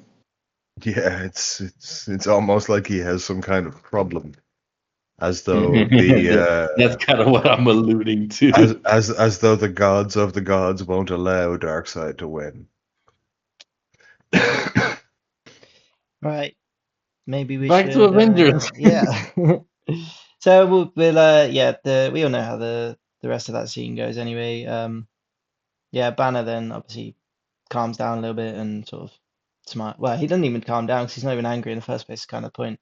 Um, Yeah. but yeah, and then Natasha reveals that actually, yeah, everyone was surrounding the place, and he makes his little "just you and me" remark. And then we get to see Fury talking to the council, which is always cool. I like these scenes. 'Cause it kind of shows that Fury is just a lot more human, basically, than any of the other council members, and he has a little bit more heart and a little bit more consideration to, the people Actually, he's did dealing you with. notice that the blonde the blonde bitch on the screen is also the same one from Captain America, the Winter Soldier. We talk about the fact that the guy to the left of her is Powers Booth. That I did not notice. I need to go to the scene so I can check it out. Yeah. No, it is. That's Powers Booth. That's like the one of the fucking classic cowboy villains. The dude, It's mostly the the actor issue. and archetype that Dutch is based on in Red Dead 2, by the way. Oh The yeah, the yeah. worst part is the woman is so poorly hidden. I can tell that it's the fucking fake mask lady that the Black Widow turns into. The other guy is so darkened out, you cannot tell who he is. Yeah. But it's a cool scene anyway because it Yeah. does it sets up a little bit of the relationship that Fury clearly has with this council and how he's kind of the rogue one of the lot, and obviously plays Well, in big time later on with the Did you climax. just say did you just say the phrase Rogue One to a Star Wars nerd? Here we go again. Sorry, that was This is that was a funny slip, beans. completely accidental. But That's okay. But I did In say my this. mind, I heard Where Gentilly's, not that stupid fucking movie. I will say the council scene is both good and bad in terms of it sets up their stupidity for later on, but at the same time, why the fuck would you have the council be so retarded? Well, I a lot of them are politicians. They're not. yeah, I think they're also like super uber pragmatic. Like that's kind of the point with them. They're trying Aren't to they Yeah, just in charge of and Shield? this is a normal. This is kind of a normal thing. People who don't do the work, they do tend to play. They do plan tend to try to play backseat quarter. We see this every time there's like a police shooting, and people are like, "Oh, Then well, why just look didn't at he shoot him in the America in leg?" general. American military, we need X. The politicians. Here's why. Rangi, I will have you know every time that I express an opinion on a shooting, it is from the perspective of someone who can shoot a gun. Yeah, yeah, but yeah, with police shootings or even police chases, you always get these brainlets like, "Oh, why don't they just shoot him in the leg? Why don't they just shoot the yeah tires out?" yeah If you shoot him in the leg, you got a 50-50 chance of hitting the femoral artery and killing him anyway. Oh, but also it's a smaller target. You can't guarantee where that That bullet is will such a come shitty from. argument I depending mean, on yeah, where if the you fucking if you happen. expressly aim for the ankle and hit every fucking time, then yeah, no problem. Yeah, That's the thing. If it happens in the US, that is a retarded fucking argument. Because your average civilian is like better fucking trained than most of the fucking police officers with Dude, guns. I'm Irish and I already have better fucking shot. I'm already a better Yeah. shot than most. Like, Also, the whole point of US policemen is to be trained with a gun. well, yeah. Well, and you I don't don't know if I fire a go as gun far as the whole if point, you are but shooting a gun. You are trained to shoot it to neutralize the threat, and the way you neutralize the threat is you shoot to kill. yeah. It's the most effective way. Neutralize does not equal kill. You can neutralize a threat by shooting their No, but kneecap. killing nope, them is the No, most effective no, way to neutralize them. nope. Standard Quantico FBI training dictates 2 in the chest, 1 in the head if you can. Yeah. yep. That- It's because for one thing, shooting an arm or a leg is much more Then difficult what to the check. fuck is the point of tasers? But the taser is for In theory, they're not lethal. non-lethal. Yeah, it's for. But if you shoot somebody, so if you aim Well, they for also the have leg, you shittier can't range. You kill have that to be bullet closer after. to the target. Yeah, that's But true. yeah, So why bother with tasers? Just put two between the eyes and that's it. yeah, Well, but you don't always want to because kill the person. so the way police Neo, train So, I've got a question and some bad news for you. Have you ever heard of something called a fouling arrow? FOWL. no. So it is a type of arrow, a couple of types of arrows that were developed specifically to hunt larger birds for food. The idea was that the arrowhead wouldn't go in, wouldn't tear up the guts, wouldn't foul the meat, no pun intended. In much the same way that, birdshot can be a very difficult way to hunt. You don't want to be picking pellets out of the bird for 2 hours before you try and strip it.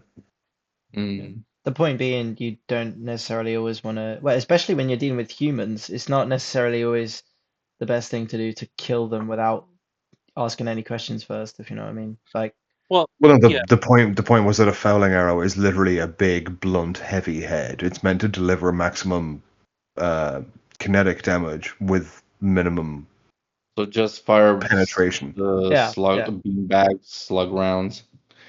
a medieval taser, as it were. Yeah, well, effectively. Well, no, Medieval like taser, just throw a it chain sounds at a fucker and pray to Thor they fucking smite him. it sounds funny, but effectively, yes, though. Yeah, yeah. makes sense. But that's what Uh, tasers are for in modern day. but yeah, the way police are trained, you always go one level above what the criminal is using. So if a criminal pulls a knife, that's when you get the gun. Yeah. Well, that's why it makes If he sense why if police he pulls are a allowed. sword, I pull out the nearest cannon. But that's why it makes sense why American police have guns because people are allowed guns. So why would you not give the police a gun? It's just Even the police in simple. Europe have guns, Well, yeah, they and do, nobody has but guns. Do we give knives to the police officers?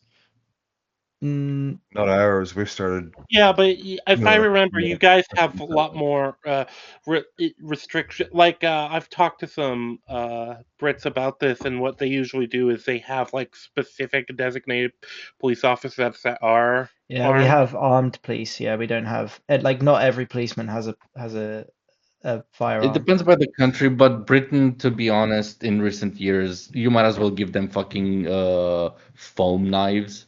We should have firearms at this point, considering the amount of violent crime and like Yeah. Well, horrific. no, because About 20 what years is it ago, called? I think Either way, what my point I was making about the council is that we don't know it. We don't know if just because these guys are the council in charge of Shield, we don't actually know necessarily who these people are. Some of them probably are politicians. Some of them probably are appointed administrators. I agree with Yeah, Rangi. Every member of the council should have to have a knife fight to determine primacy. yeah. Yes, I agree. It's like No, the no, it's Wakanda called leadership fight. fuck. Oh God, Uh, it would be. I didn't even what mean were that. they called in Black Panther? Fucking I'm not gonna make that joke. Oh no, that's too much. no, the tribal battles or something like that. Trial by combat. That's how they decide shit. Yeah, yeah, Yeah, because it's a more civilized way. yeah. So civilized. Just That's how we throw them decide. off a cliff. That's how it works. That's the most civilized way That's of how we doing it. decide shit in my favorite dive bar as well. But I mean, it's my favorite dive bar. With like, we don't claim to be high class. Yeah. You're an asshole. Well, you're a bigger asshole. Well, you're gonna get a broken mouth right about now. Yeah, instead of on the edge of a waterfall, they just do it at the top of the fucking shield skyscraper, and you just have to throw them off the fucking edge. No, wait, we can't. We can't do that. Sentry did this. Sentry does that later. Cool. Exactly. Depression man. The most powerful character, apparently, Yeah. supposedly in the More Marvel. I'm powerful than still Plastic Man or whatever he was called. no, he's DC. Even lore-wise, I'm actually not entirely sure about this. Like, Sentry's powers are so weirdly ill-defined. It depends how powerful you think depression is. Unironically, who? Yeah, It's the main villain ironically, slash yes. yeah. He's a villain or pseudo hero in the Thunderbolts. You might know him Uh, better as Bob. Yeah, I Bob. I threw up in my mouth just hearing that it's new fucking MCU shit. Sorry, did I say Thunderbolts? He's, I mean the new Avengers.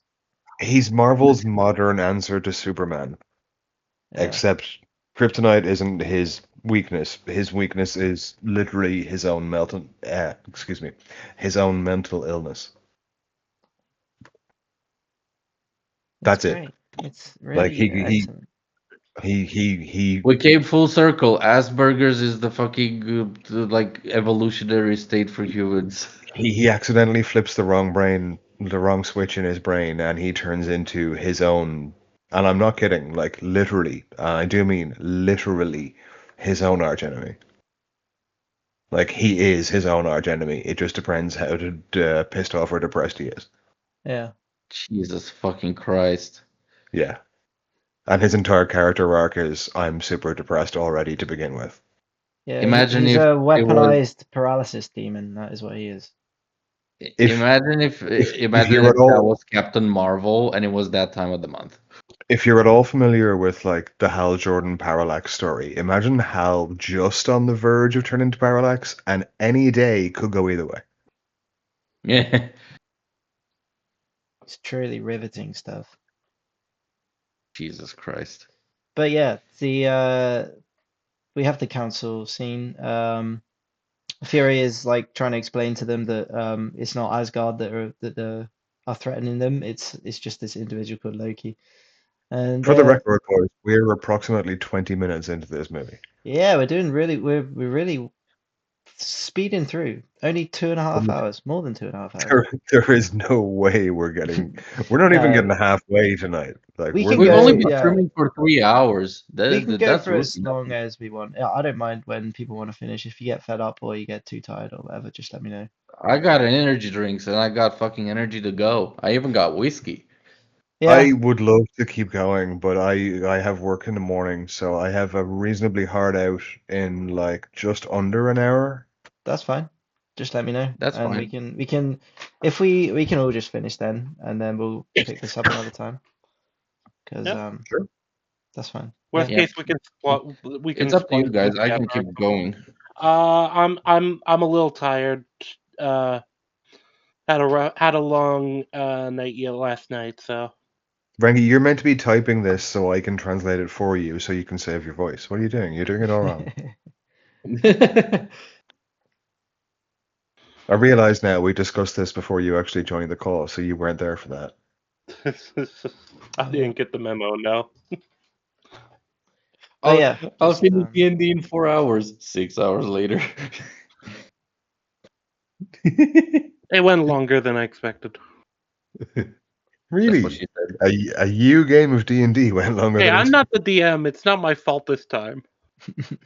It wasn't your fault last. Actually, it might have been my fault last night, to be fair. but yeah, let's try and get we'll try and speed through a couple of scenes anyway. So yeah, Fury is asked whether or not Phase 2 is worth approaching at this point, which we obviously had referenced earlier on. And Phase 2 says, sorry, Fury says Phase 2 isn't ready, but the enemy is, and I so the Avengers Initiative is brought up again. I admire everyone's forbearance in not making the obvious Phase 2 joke. Oh, I think they put that in on purpose. I feel like yeah, it That's was a Yeah. probably reference to it. similar to Yeah. that. Was it Spider-Man had the 1, 2, 3, 4 thing, referring to Phase 4. I don't know if anyone knows what I mean. No, doesn't matter. What? No, I In don't. Spider-Man, they had a 1, 2, 3, 4 countdown, count up thing in at the end of his, I think it was No Way Home. Oh, And it was basically just I the know that. I know the Avengers scene you Phase 4. mean. Yeah, Yeah, I didn't connect the dots on that. yeah. Um, I am not sure People which. also thought it was maybe a reference to Fantastic Four, but obviously that didn't come out until another 5 years or so, so probably wasn't there. Um, but yeah, the Avengers Initiative is brought up again, which obviously we know from Iron Man 2. I think it's shut down in that film, or No, somewhat put on no. hold. Is In that not Iron right? Man 2, they're trying to. Fury is trying to still gather people. I thought he at least says I thought You there was can't something about afford it me. being. Sorry? So Well, basically, the Fury says Iron. So on the paper it says Iron Man yes, Tony Stark no, and Fury Yeah, says we'll have you as a council, and then Tony shakes his hand and just smugly says you you can't can't afford afford me. me. Yeah, yeah. Yeah. Okay, So yeah. his So it's the not Avenger cancelled. Initiative is still a thing. Fair enough. Okay, but yeah. Basically, Fury does his sort of goes into his sort of humanistic mode and starts appealing to the fact that he believes that the Avengers can be pushed in the right direction if all goes well. And the councilman says war isn't won by sentiment, director, and he says no, it's won by soldiers. And then obviously we get Captain America introduced since which would have been since a year before at the time because I think Captain America was 2011. So that would have been the last film before this one, and we basically just get him jumping straight into the yep. action.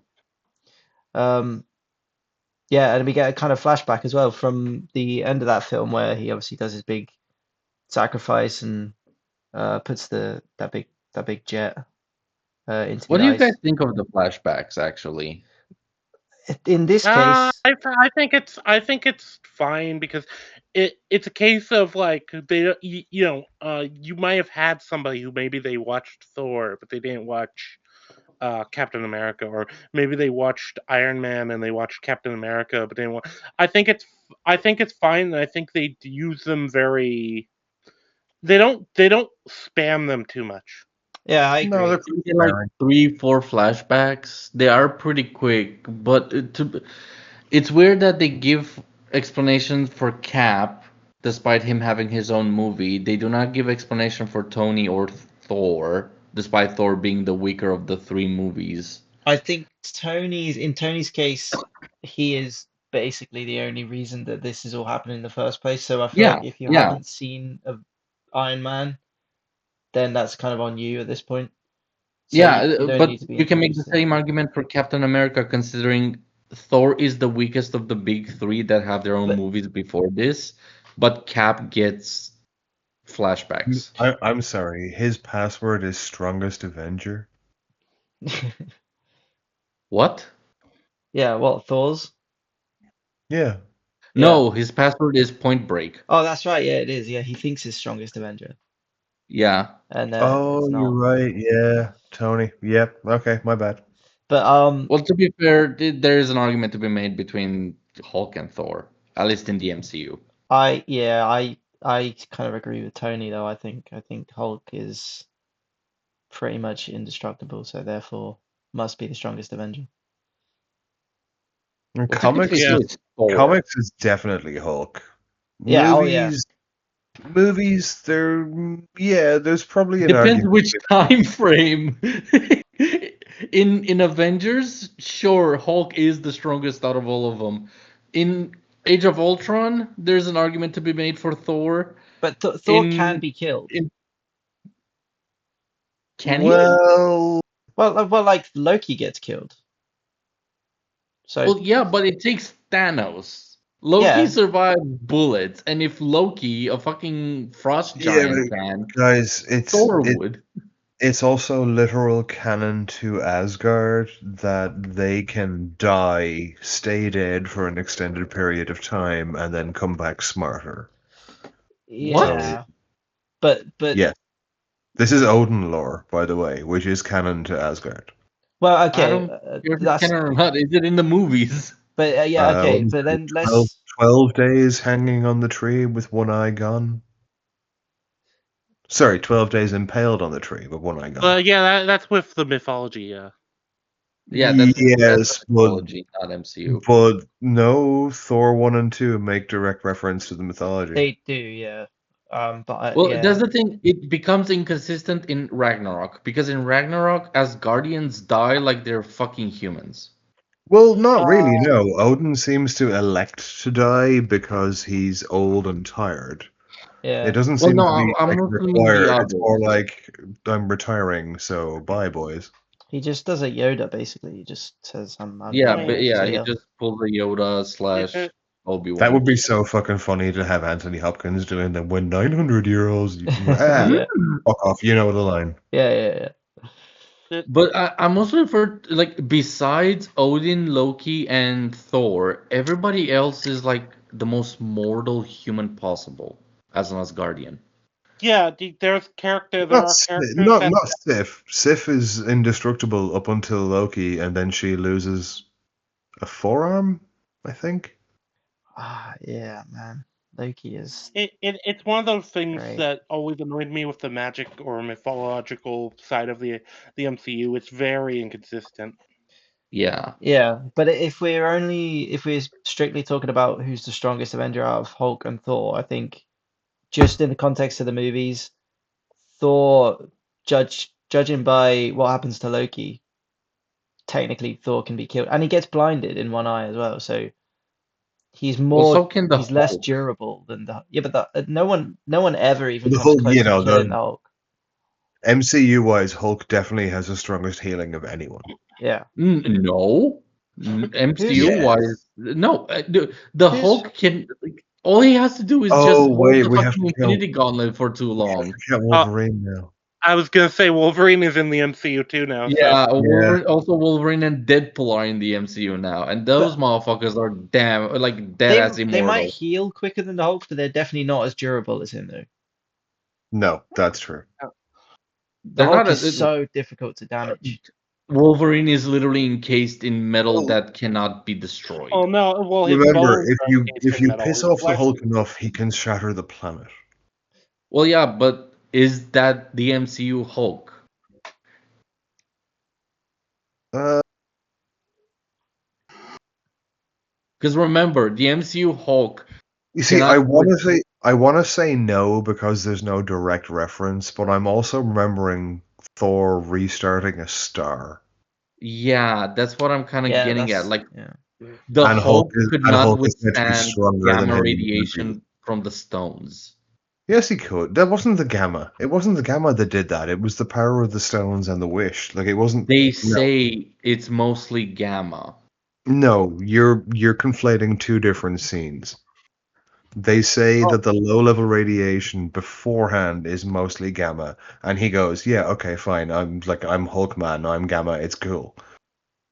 Then and it's the extent of what he does, and there is some implication that it might be him trying to bring Nat back as well that Yeah. contributed to it. Well, I no, the do thing is, think I read it It has as no, it has nothing to do with gamma. Like he is the one yes, person who's not going Hulk to get literally affected by gamma says radiation. the radiation is mostly gamma. It's like I've been made for this. yeah, That Yeah, is exactly, the which whole means it point. but shouldn't damage him. but he's talking about the extant radiation at the time. He's not talking about what might happen when he clicks his fingers, because he can't be. That's fair, but the fact that he immediately takes a knee and his arm is getting scorched to shit just by having the Well, Infinity Stones. yeah, But dude, I like Dake said though, I read that as him trying to Thanos is a push the different level. stones. Thanos is a different level of evolution. Like the Hulk shouldn't be able to use all six Infinity Stones Why not? because he's not a. Titan. My brain is throwing up Malazan terms here. I was going to say ascendant. I was like, that's not going to help. Um, because he's mortal. So is fucking Thanos. Uh, It's really difficult to say what Thanos is, that's to be honest. debatable. Yeah, Yeah. like what's the difference between Hulk and Thanos? Besides, like the only reason Thanos wins was against Hulk in Infinity War is because Hulk is animalistic in his fighting style, and Thanos is more precise.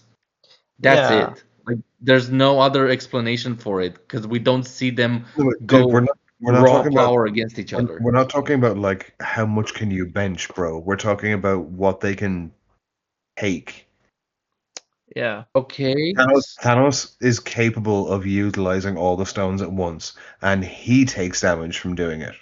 Why would you Thanos think? dies And from hypothetically Thor's as axe. well, No, but hang on. Why would you think that Hulk can do the same thing and not take damage from it? Why would you assume he would? I can throw that back at you. Well, My no, point is that no. Hang on. No, you can't because okay, if you seem to be assuming that they're of like a similar power level, so fine, let's go with that. If they are, if Thanos gets hurt by doing it, then Hulk gets hurt by doing it, so it makes sense. but they're not getting hurt to the same extent. Like Hulk only puts on the gauntlet and his arm is already getting scorched up to the fucking bicep. Thanos Yeah, has all the Infinity Stones and he's tickled. yeah, ah no, he doesn't. And Tony has all of them and gets to do it long enough to commit suicide for no reason whatsoever. Yeah. And he gets to But Yeah, speak. which is bullshit in Hulk's no, case for no, him but taking Leo, no, damage. hang on. None of this contradicts what I said. Well, There's no reason. the Like, discussion is why who would is Hulk? stronger, Thor or Hulk, MCU wise. I would say Thor is definitely way stronger than Hulk by the end of the fucking the saga. I would Because probably the be Hulk gets inclined. knocked out by Infinity Stones, while Thor takes the brunt of a fucking star and just Not the brunt of it. eats shit for He takes days. all of the fucking power of a star. Yeah. But are we going to say that Hulk couldn't have handled that though? Well, that's the I thing. If don't know, and the thing is, we don't have any frame of reference for Yeah, it. it's hard to say, and I don't think there's any Like evidence that Thor, Hulk couldn't Thor, have. Thor takes all the power of a star. Hulk gets hurt by the Infinity Stones, but Thanos also gets equally hurt by the Infinity Stones. no, So he doesn't. He does. the only time he gets hurt is when he He literally snaps. does. But He's after he His snaps, arm is the only withered and thing in a that's sling damaged is the because. gauntlet and the That, slightly that's less. the when he snaps, that's the only time he uses all of the stones at once. Am I crazy? Like, did we all watch different movies here? No, I In agree. I Infinity War, potentially as well. I think you could make an argument that Thanos is more affected by the stones if you want to subscribe to the idea that what the wish you make with the stones has more impact on you depending on how complicated it is. So you could argue that Well, maybe the Hulk, when he makes his wish to bring everyone back it's and also tries to force Natasha back as well, that potentially requires even more of the power and therefore it damages him to a great it great does. degree. what do you think it's more like harsher of a wish, bringing back Natasha or turning the making the stones destroy themselves? Well, that's easy to answer. Hulk couldn't do it, There you and go. Yeah, Thanos could. yeah, Thanos made a wish that the stones could fulfill, and Hulk made one that they couldn't. Like the movies answer that. We don't need to do any work there. yeah. I think that's pretty much open and closed. I think you could because of that. I think you could argue that actually the Hulk is more durable than Thanos because he It managed to kind of makes survive. sense. Sorry, go on. Thinking about it, Well, it kind of makes sense that's purely because hypothetical because okay, we know Hulk eventually heals from it with like some aid, whatever the fucking stupid arm thing is. I don't care.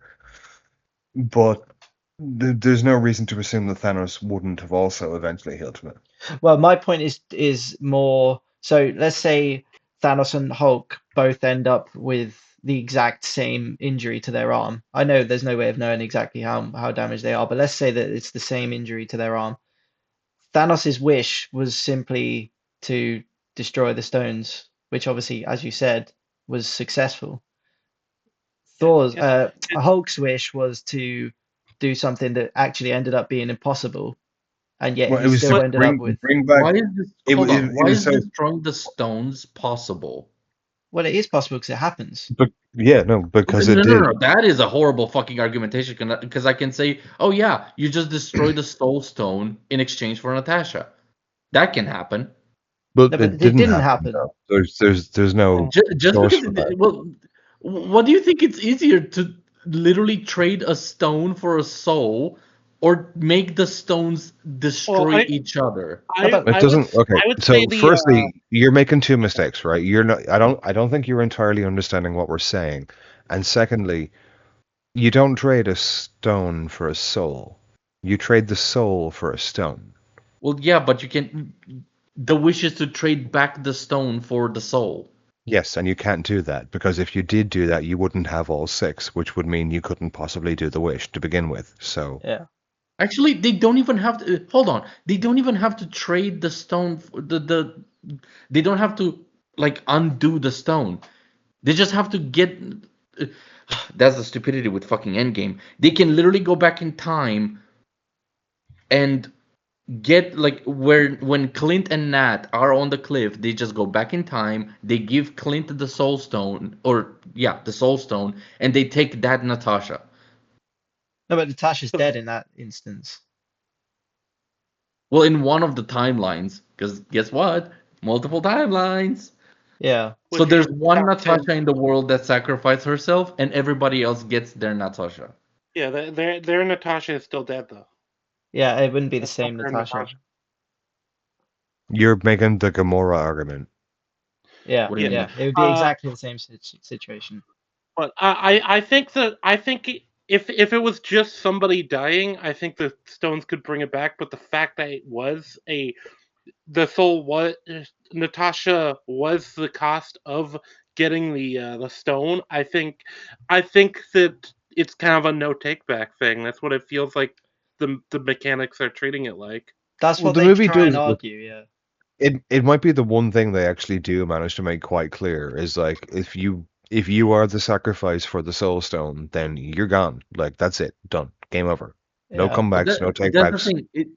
Question is, when you sacrifice the thing you love for the stone, Does the thing you love turn into the stone, or is it just to get the stone? I don't think I think it's one and the same. It doesn't really There's matter. there's no way to know. That is a pretty clear fucking difference, because if the soul you trade for the Oh, soul actually, stone, no. Hang on. There is a way. There is a way. No, it doesn't turn into it, and I can tell you exactly why. Because in the paperweights in the desk drawer scene in Loki season 1, we see at least 2 iron stones. Yeah. So I Oh, I suppose that would forgot about be that. yes, fucking Loki. Jesus Christ. Unless we're to assume that that show is even worse than we thought it was, and it is directly implying that they just have imprisoned souls as paperweights. Yeah, I don't think there's a limit to how pretty bad that much. show could possibly Because that's be. the So thing. Like, If you I would not rule that out as a possibility for that show, but I yeah, don't think that's what they were going for. No, Yeah, I'd well, assume they don't turn into it just because it's not the mechanics for the other stones. No, because that's the thing. the implication seems to be heavily the sacrifice is what makes it worthwhile.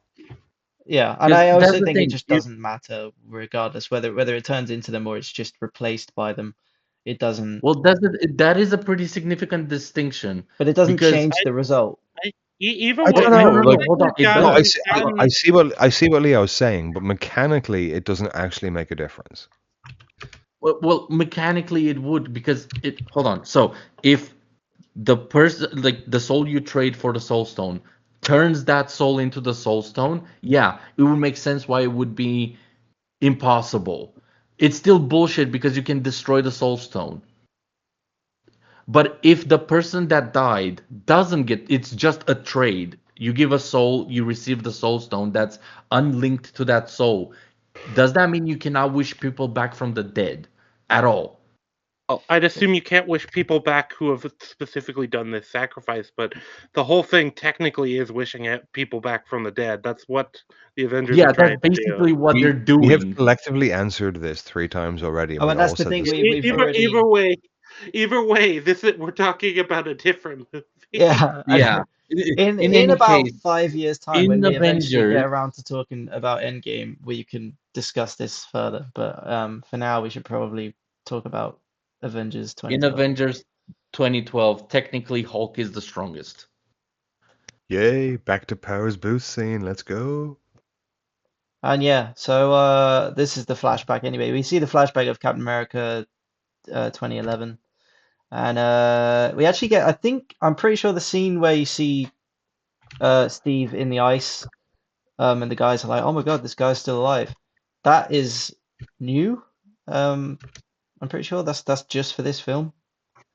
Because That's at the start of the no, first Avenger. no, because the start of the prologue for the first Avenger ends with them coming across the big plane, so you don't actually see Steve. Yeah, you do. You see him defrost them. You sure? I think they come across his shield. I don't think you see Steve. Yeah, you do. Okay. Even Howard Stark is there, and he's like, "We found them." That's true. Okay, fair enough. Wait, regardless, we get another Buffy reference. I'm assuming you remember this one, Dake. I do. Yep. He in the exact same way Buffy does, basically.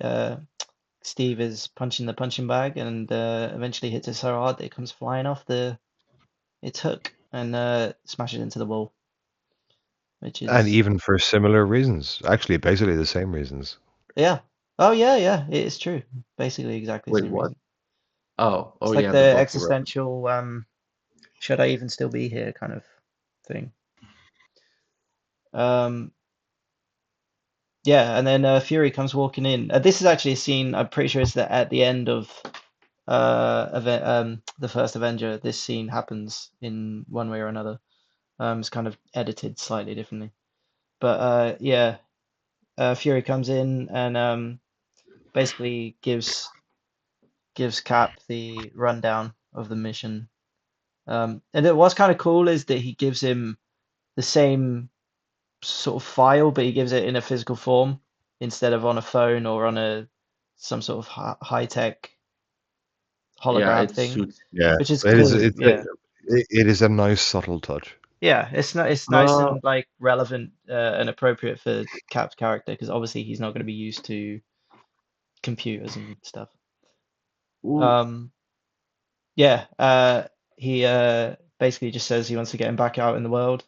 And what I like about this scene as well Actually, is yeah, that about that line, trying to get him back in the world, is that implying that up until this point, Steve has just been living his day to day without being on missions at all? Yes. yeah, I It's I guess guess. Well, very directly yes. yeah. there's almost certainly gonna be a lot of paperwork. Is he even still officially in the army? Is he's not Yeah, he's not a part of Shield. Well, they Well, still refer to him as Captain Captain. Captain America Well, isn't a yeah, military rank. Yeah, yeah. Mm. It's a And title, not a rank. you keep your rank when you retire from the military. but oh yeah, so You yeah, but you're saying it's not a rank, so therefore it Well, doesn't it's matter like really. it's not like in Yeah, the MCU specifically. It's very much well. I mean, the comics as well, but yeah, like it's just the it's a comics title. added to it. But like in the MCU, very much no. Like he has no functional military rank. I think he was a corporal. Corporal America just doesn't really roll off the tongue as much, does it? it the, I can also believe they've been because there's probably a degree of physical rehabilitation he probably had to go through. There's actual like social integration and stuff. Like Oh yeah, no, there'd be you just time. Yeah, translated somebody from 1940s to 2000, 2012. 2010. what, 11, Yeah. 2010? Well, this is the thing is as well. It's actually Steve who says, um, who mentions trying to get me back in the world. So like he is sort of admitting himself there that he's been kind of MIA. Huh. And it's not necessarily Fury who brings it up. So he is So, aware that he is has, not been active in the world. does Yep. that mean that he's just been living his day to day doing nothing on No, Shield's he's just payroll? been here Well, punching that punching bag for a year. oh, Yeah, he probably had to go through some level of physical therapy. I doubt he was in necessarily fighting. well, he's a Uh, super as, soldier. I doubt Well, he needed that much at the physical end of therapy considering he uh, literally runs out in the middle of the modern day. yeah, but I did no. that's You are after being right. in a I coma. was yeah. Uh, So he is even actually even outside of that though, yeah, he's gotta like there'd be a lot of a adjustment period, and plus, does Shield want him out going on ops right away? Is he isn't even a part of Shield at this point. yeah, yeah. He's Yeah, more of a that's kind of what I'm asking. So he's basically been living on government money for a year, like adjusting to the world. probably. Probably, yeah. I mean, medical benefits are part of being in a being out of the military. You keep those benefits unless you're dishonorably discharged. So he probably would be existing outside of the world on government money too. Outside in the world. But yeah, I what I like about this is that Steve never really shows any sign of being reluctant to help. Even though he's kind of he questions things and he is a little bit he's not like jumping at the idea, but he never it's kind of like this inherent thing in him, which we all know very well, is like Captain America will do the right thing. So that there's never any question with the audience or with the character that he may not join, Yeah. if you know what I mean. Whereas with pretty much everyone else, you're always like you're kind of like, he doesn't seem too keen here, or for one That's the reason One or of other another. them, thing too. Once you put Captain America back in the world, that like Shield is gonna definitely know that's gonna have a lot of like you literally have a major war hero basically back from the dead in the there's gonna be a lot of paperwork. There's gonna be a I lot mean, of in the Marvel universe, the major war hero. yeah. Yeah. It's like if you transplant it, if we suddenly learned that I don't know, like He'd I be love like the Ulysses S. Grant, or He'd be like Washington and Roosevelt rolled into one. Yeah. yeah, I, I just love the skit where they basically point out how Captain America learns from like a thief, like your average thief, about the nuclear drop bombs dropped on Japan and the fucking 9/11. What do There you mean was we dropped the sun on Japan? Yeah, there was America, the morally better, the morally superior country trying to fight Oh, for freedom and yeah, shit. You dropping the scorched nuke. a fucking country twice. What? Oh, dropping the We nuke did was that? the Oh moral my decision. God, we're evil. No, there was dropping the the nuke Captain was the America moral arc decision. where he was actually replaced by a common thief as Captain America, the second Tumbler. What? Yeah, Is I'm that not kidding. That was a real thing. God. that is weird. Um, yeah. So that's basically it. It doesn't. It's not a very complicated scene in the sense that it doesn't take much for Fury to get him on board. Even though he doesn't overtly say, I'm in.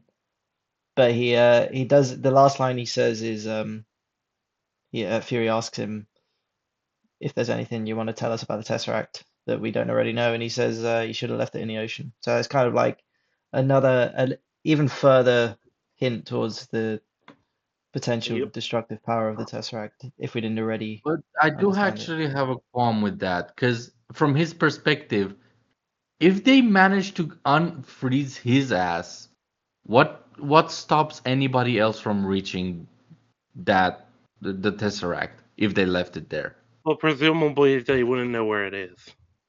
Yeah, I mean, I presume, yeah, and by all accounts, Is it there took an them a while exhibit to about find it. him? Like, there's an exhibit about him and like him sacrificing himself by crashing the fucking Hydra Yeah, I doubt they M2 knew bomber. exactly. I Somebody would have fucking went for it. yeah, Antarctica is a big place. So is the Arctic. It's also not the So is easiest the place to greed for traverse. the Tesseract. The greed for the Tesseract is a big place. Actually, how much does the average person even know about what the Tesseract is? Like, They probably don't know anything. No, I mean, I no, doubt but that's the Shield thing. put that out. A company that like had involvement in the war would be like, huh? So Captain America crashed here, I don't rough think, area.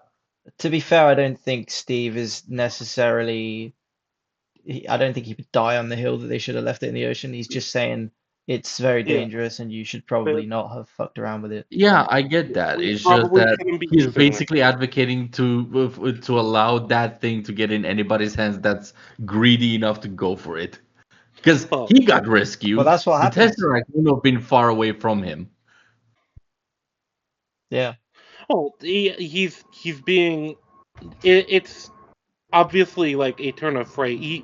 The point of what he's saying is he thinks they shouldn't be fucking around with it. Yeah. Yeah, Yeah. exactly. Yeah. But then we get a shot of, I mean, it's technically, I guess it's the ocean, isn't it? I don't know much about New York and its geography, but I guess it counts as the ocean. We get a shot of Iron Man underwater, and he's doing some engineering with his laser thing. Uh, and then he obviously flies out, and it turns out that he's been sort of doing something to make Stark Tower this like clean energy beacon. Yeah, Um, Well, basically the idea is running Stark Tower purely off, setting up Stark Tower to run purely off of the arc reactor. based on what him and Pepper are saying in the scene, basically that thing he attached to the power line is basically to stop electricity from outside going Yeah, to the tower, so yeah, they yeah, can he's jumpstart it cutting them off. to run alone on the arc reactor inside it. Yeah, yeah, he's cutting them off from the grid. Yeah, that's basic. Yeah, yeah. Which is obviously becomes pretty important later on, considering what supposedly is Shield's main target with the Tesseract is obviously trying to, clean yeah, clean clean energy. energy. Yeah, exactly. Uh-huh. Um, But yeah, so then we get the Stark Tower reveal, which becomes a pretty iconic building in the universe. Um, and yeah, and then Tony. What I appreciate actually is that very immediately you can tell that Tony is being written in basically the exact same way that he's been written in the last two films he's appeared in, which is To be fair, it's nice. not that difficult to write Tony Stark. Well, it's difficult in the sense that like you have to be witty.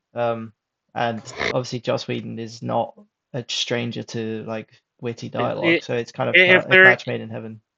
if there's a single person who can write this kind of ensemble cast with these different characters and keep it like witty and wait, it probably would be Joss Whedon. Exactly, Like yeah. Yeah. It's pretty much a match made in heaven. But even if it wasn't just Sweden, you would like a writer worth his salt would be like, okay, I cannot write witty. I need a co-writer to help me with Yeah, witty yeah, yeah. jokes. Yeah. Yeah, Obviously there are other people that could do it, but it's just I think Whedon is close to a perfect fit for this film, yeah. if not perfect. So I think it's just moving witty on. is the wrong word, and people have somehow forgotten the right word, and I don't know how it happened. But I think the word that we want to be using for Whedon dialogue Coy. is snappy. snappy, Yeah, yeah. that's yeah. I think you can Yeah, use. I don't And, think witty should be used exclusively, but I think it can be used in conjunction with other things because yeah. and No, ultimately Whedon. it definitely is witty writing, but like the charm and the what's the word? The drive, I think, are supposed to be snappy. It's not just meant to be funny. It's meant to be funny, free Yeah, flowing, and quick. It's meant to be. Well, Spider-Man This is going has to be quite a a little bit of witty. a dated reference, but it's meant to be like a more accessible Aaron Sorkin dialogue. yeah. No, you are Well, right. It's not like because even the non-funny scenes are snappy, and so it would be disingenuous to just refer to Whedon's dialogue as purely witty. oh It's not even no, no, disingenuous. I it's just think mainly in I think regards people to just Tony Stark. conflate the words. That's all. Yeah, Well, fair enough. it's like saying Spider-Man's witty. You're not wrong because he is quick, off the cuff, intelligent, and funny. Yeah, That's but kind of it does. I think it. yeah. Yeah, people. Well, this is the problem with the MCU humor sort of writing that we get nowadays, Well, and the kind of pseudo Whedonisms that they try and come up with. It is them That's missing not the even point. that's not even the MCU, dude. Well, no, yeah, Everything. it's true, but it's yeah. obviously it's more obvious in the MCU because of where it's come from, and it's They're just doing it in a lazy way because it would work. Like if the entire MCU was witty, it would work as long as it's well written. well, they're also missing the point though, because like Dake said, it's not just about being witty; it's about being like oh, snappy and quick and It has to look, have intelligent. flow. Yeah, It has to look, have structure. It has to go somewhere. Like it can't just be and that's what Whedon random is off the cuff incredible at witticism. yeah, is making everything lead somewhere. and Well, I mean, Sorkin as well. I don't know if you Yeah, guys ever watched The West Wing or The Newsroom, but like West Wing is incredible for this. It's like the weirdest moments they managed to make hilarious. yeah, and Leo, you said how uh any writer you were I feel like you were kind of minimizing it, but we've had plenty of people try to copy Joss Whedon and fail. Like James Gunn. Every MCU director since 2012, give or take. Yeah, pretty Well, much. what I said was every writer worth his soul would be like, okay, I'm clearly not good at doing that, so I'm gonna have somebody help me. Yeah, but then you're trusting writers to have a certain amount of humility, and that doesn't really happen, I especially am not going nowadays. to take what might be a little bit of a hot position here, and I'm going to remind everyone that this is not solely on the writers. The editors are heavily to blame. Oh Well, yeah, yeah, I mean it's a mainly the filmmaking directors. Like broadly the it's a No, no, directors filmmaking used sorry, to have choice. sorry, the sorry. line done properly. I should have been more specific there. I'm sorry. That's on my. I mean the script editors. Oh, okay, right. Oh, I mean, yeah, but ultimately, if the writer is better in the first place, the editors have less to do anyway. But yeah, you are right. It's I not mean, like ideally, yes, but I didn't even know this should script editor is shit like like a that should still position. be caught at that level, you know? yeah, yeah, yeah. Hold on. Wouldn't script editing be technically part of the writer's job as well? No, there's gonna be editors who there's gonna be people from Marvel that are gonna want to go through and approve it and make sure there's nothing not say so in there that they don't want to put in the movie because Wouldn't that, they want to protect the brand. but I wouldn't think that fall on so. the director? Then I he'll just be like, "Yeah, no, we're changing this scene up, or the dialogue, or something." Well, what would you consider better, an educated editor in that position, or here are our executive notes, and this is what we think will make money? I'll give you a Yeah. hint. 77 Superman had, I think, 3 or 4 people roughly occupying that position. Man of Steel had none.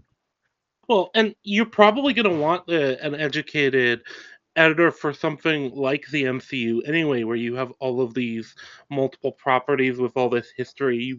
You want to be able to keep it. You want to be able to keep it in a form that works both for the movie as a whole, but the wider MCU, Well, and while this is also the not. excuse. This is the excuse that modern Star Wars used to justify the story group existing. Yeah.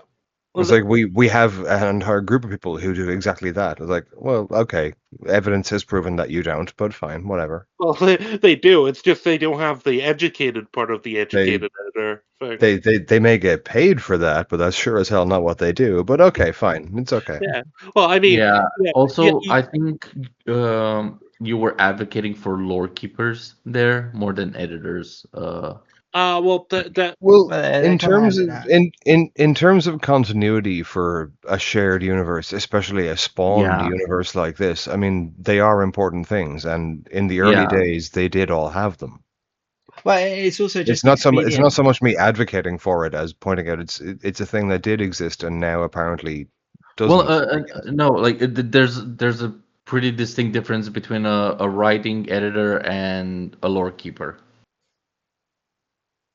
Yeah, but One keeps they track of both do us, consistency and the universe, while the other makes sure that the writing is well done. but they are both necessary though. Just probably just Oh as yeah, I'm necessary as not each saying other. No, I'm sure, not saying no, replace either or. I'm saying he was advocating for something else. I can see the difference there, but they both work Yeah. towards internal Yeah. consistency, is I think what I was getting at. Yeah, Uh, yeah.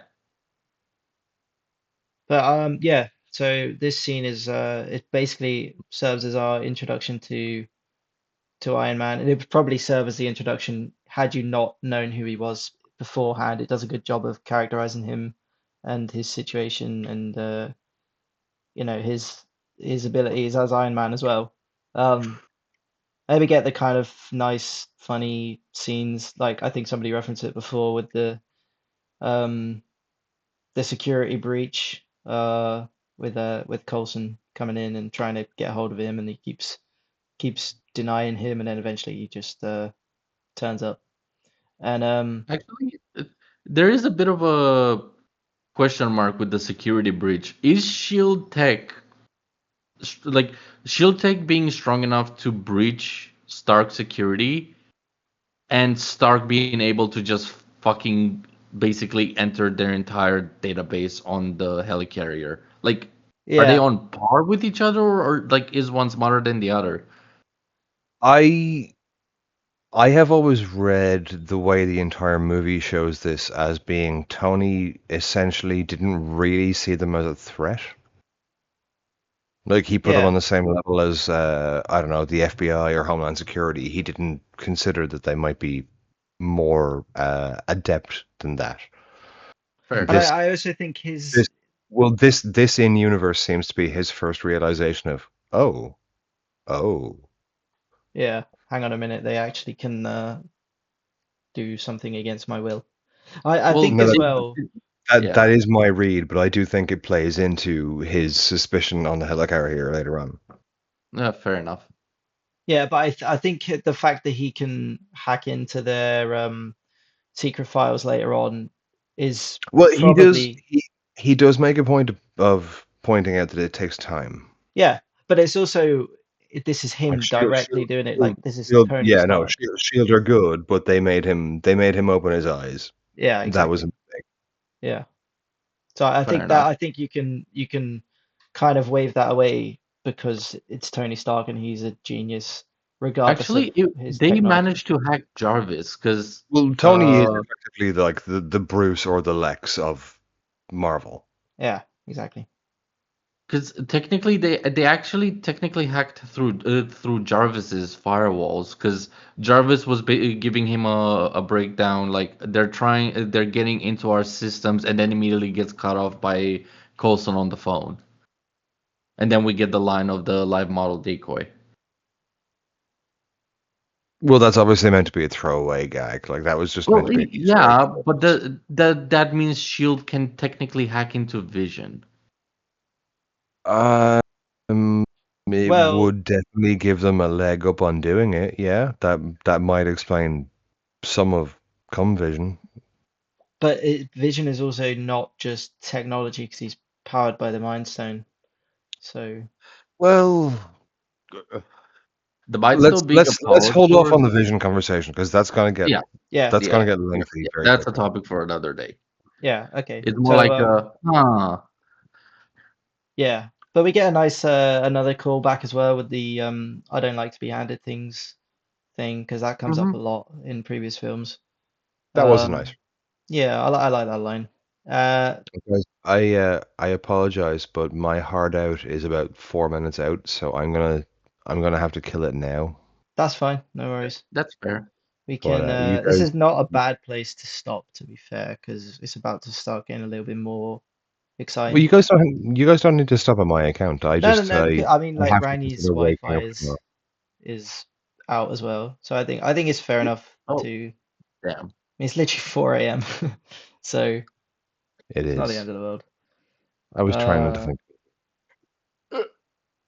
yeah, I think we Same time can. tomorrow? Yeah, I mean, I don't know. I need to have I a could little thing. probably do tomorrow. I Yeah, don't I mind. might be able to do tomorrow. I would think, but This is fun. I have nothing else currently lined up for this uh slot tomorrow. Let's put it that way. oh, there you Same go. here. As of right now, I don't, but I need to check. So, but yeah, otherwise, definitely very, very soon we can continue this.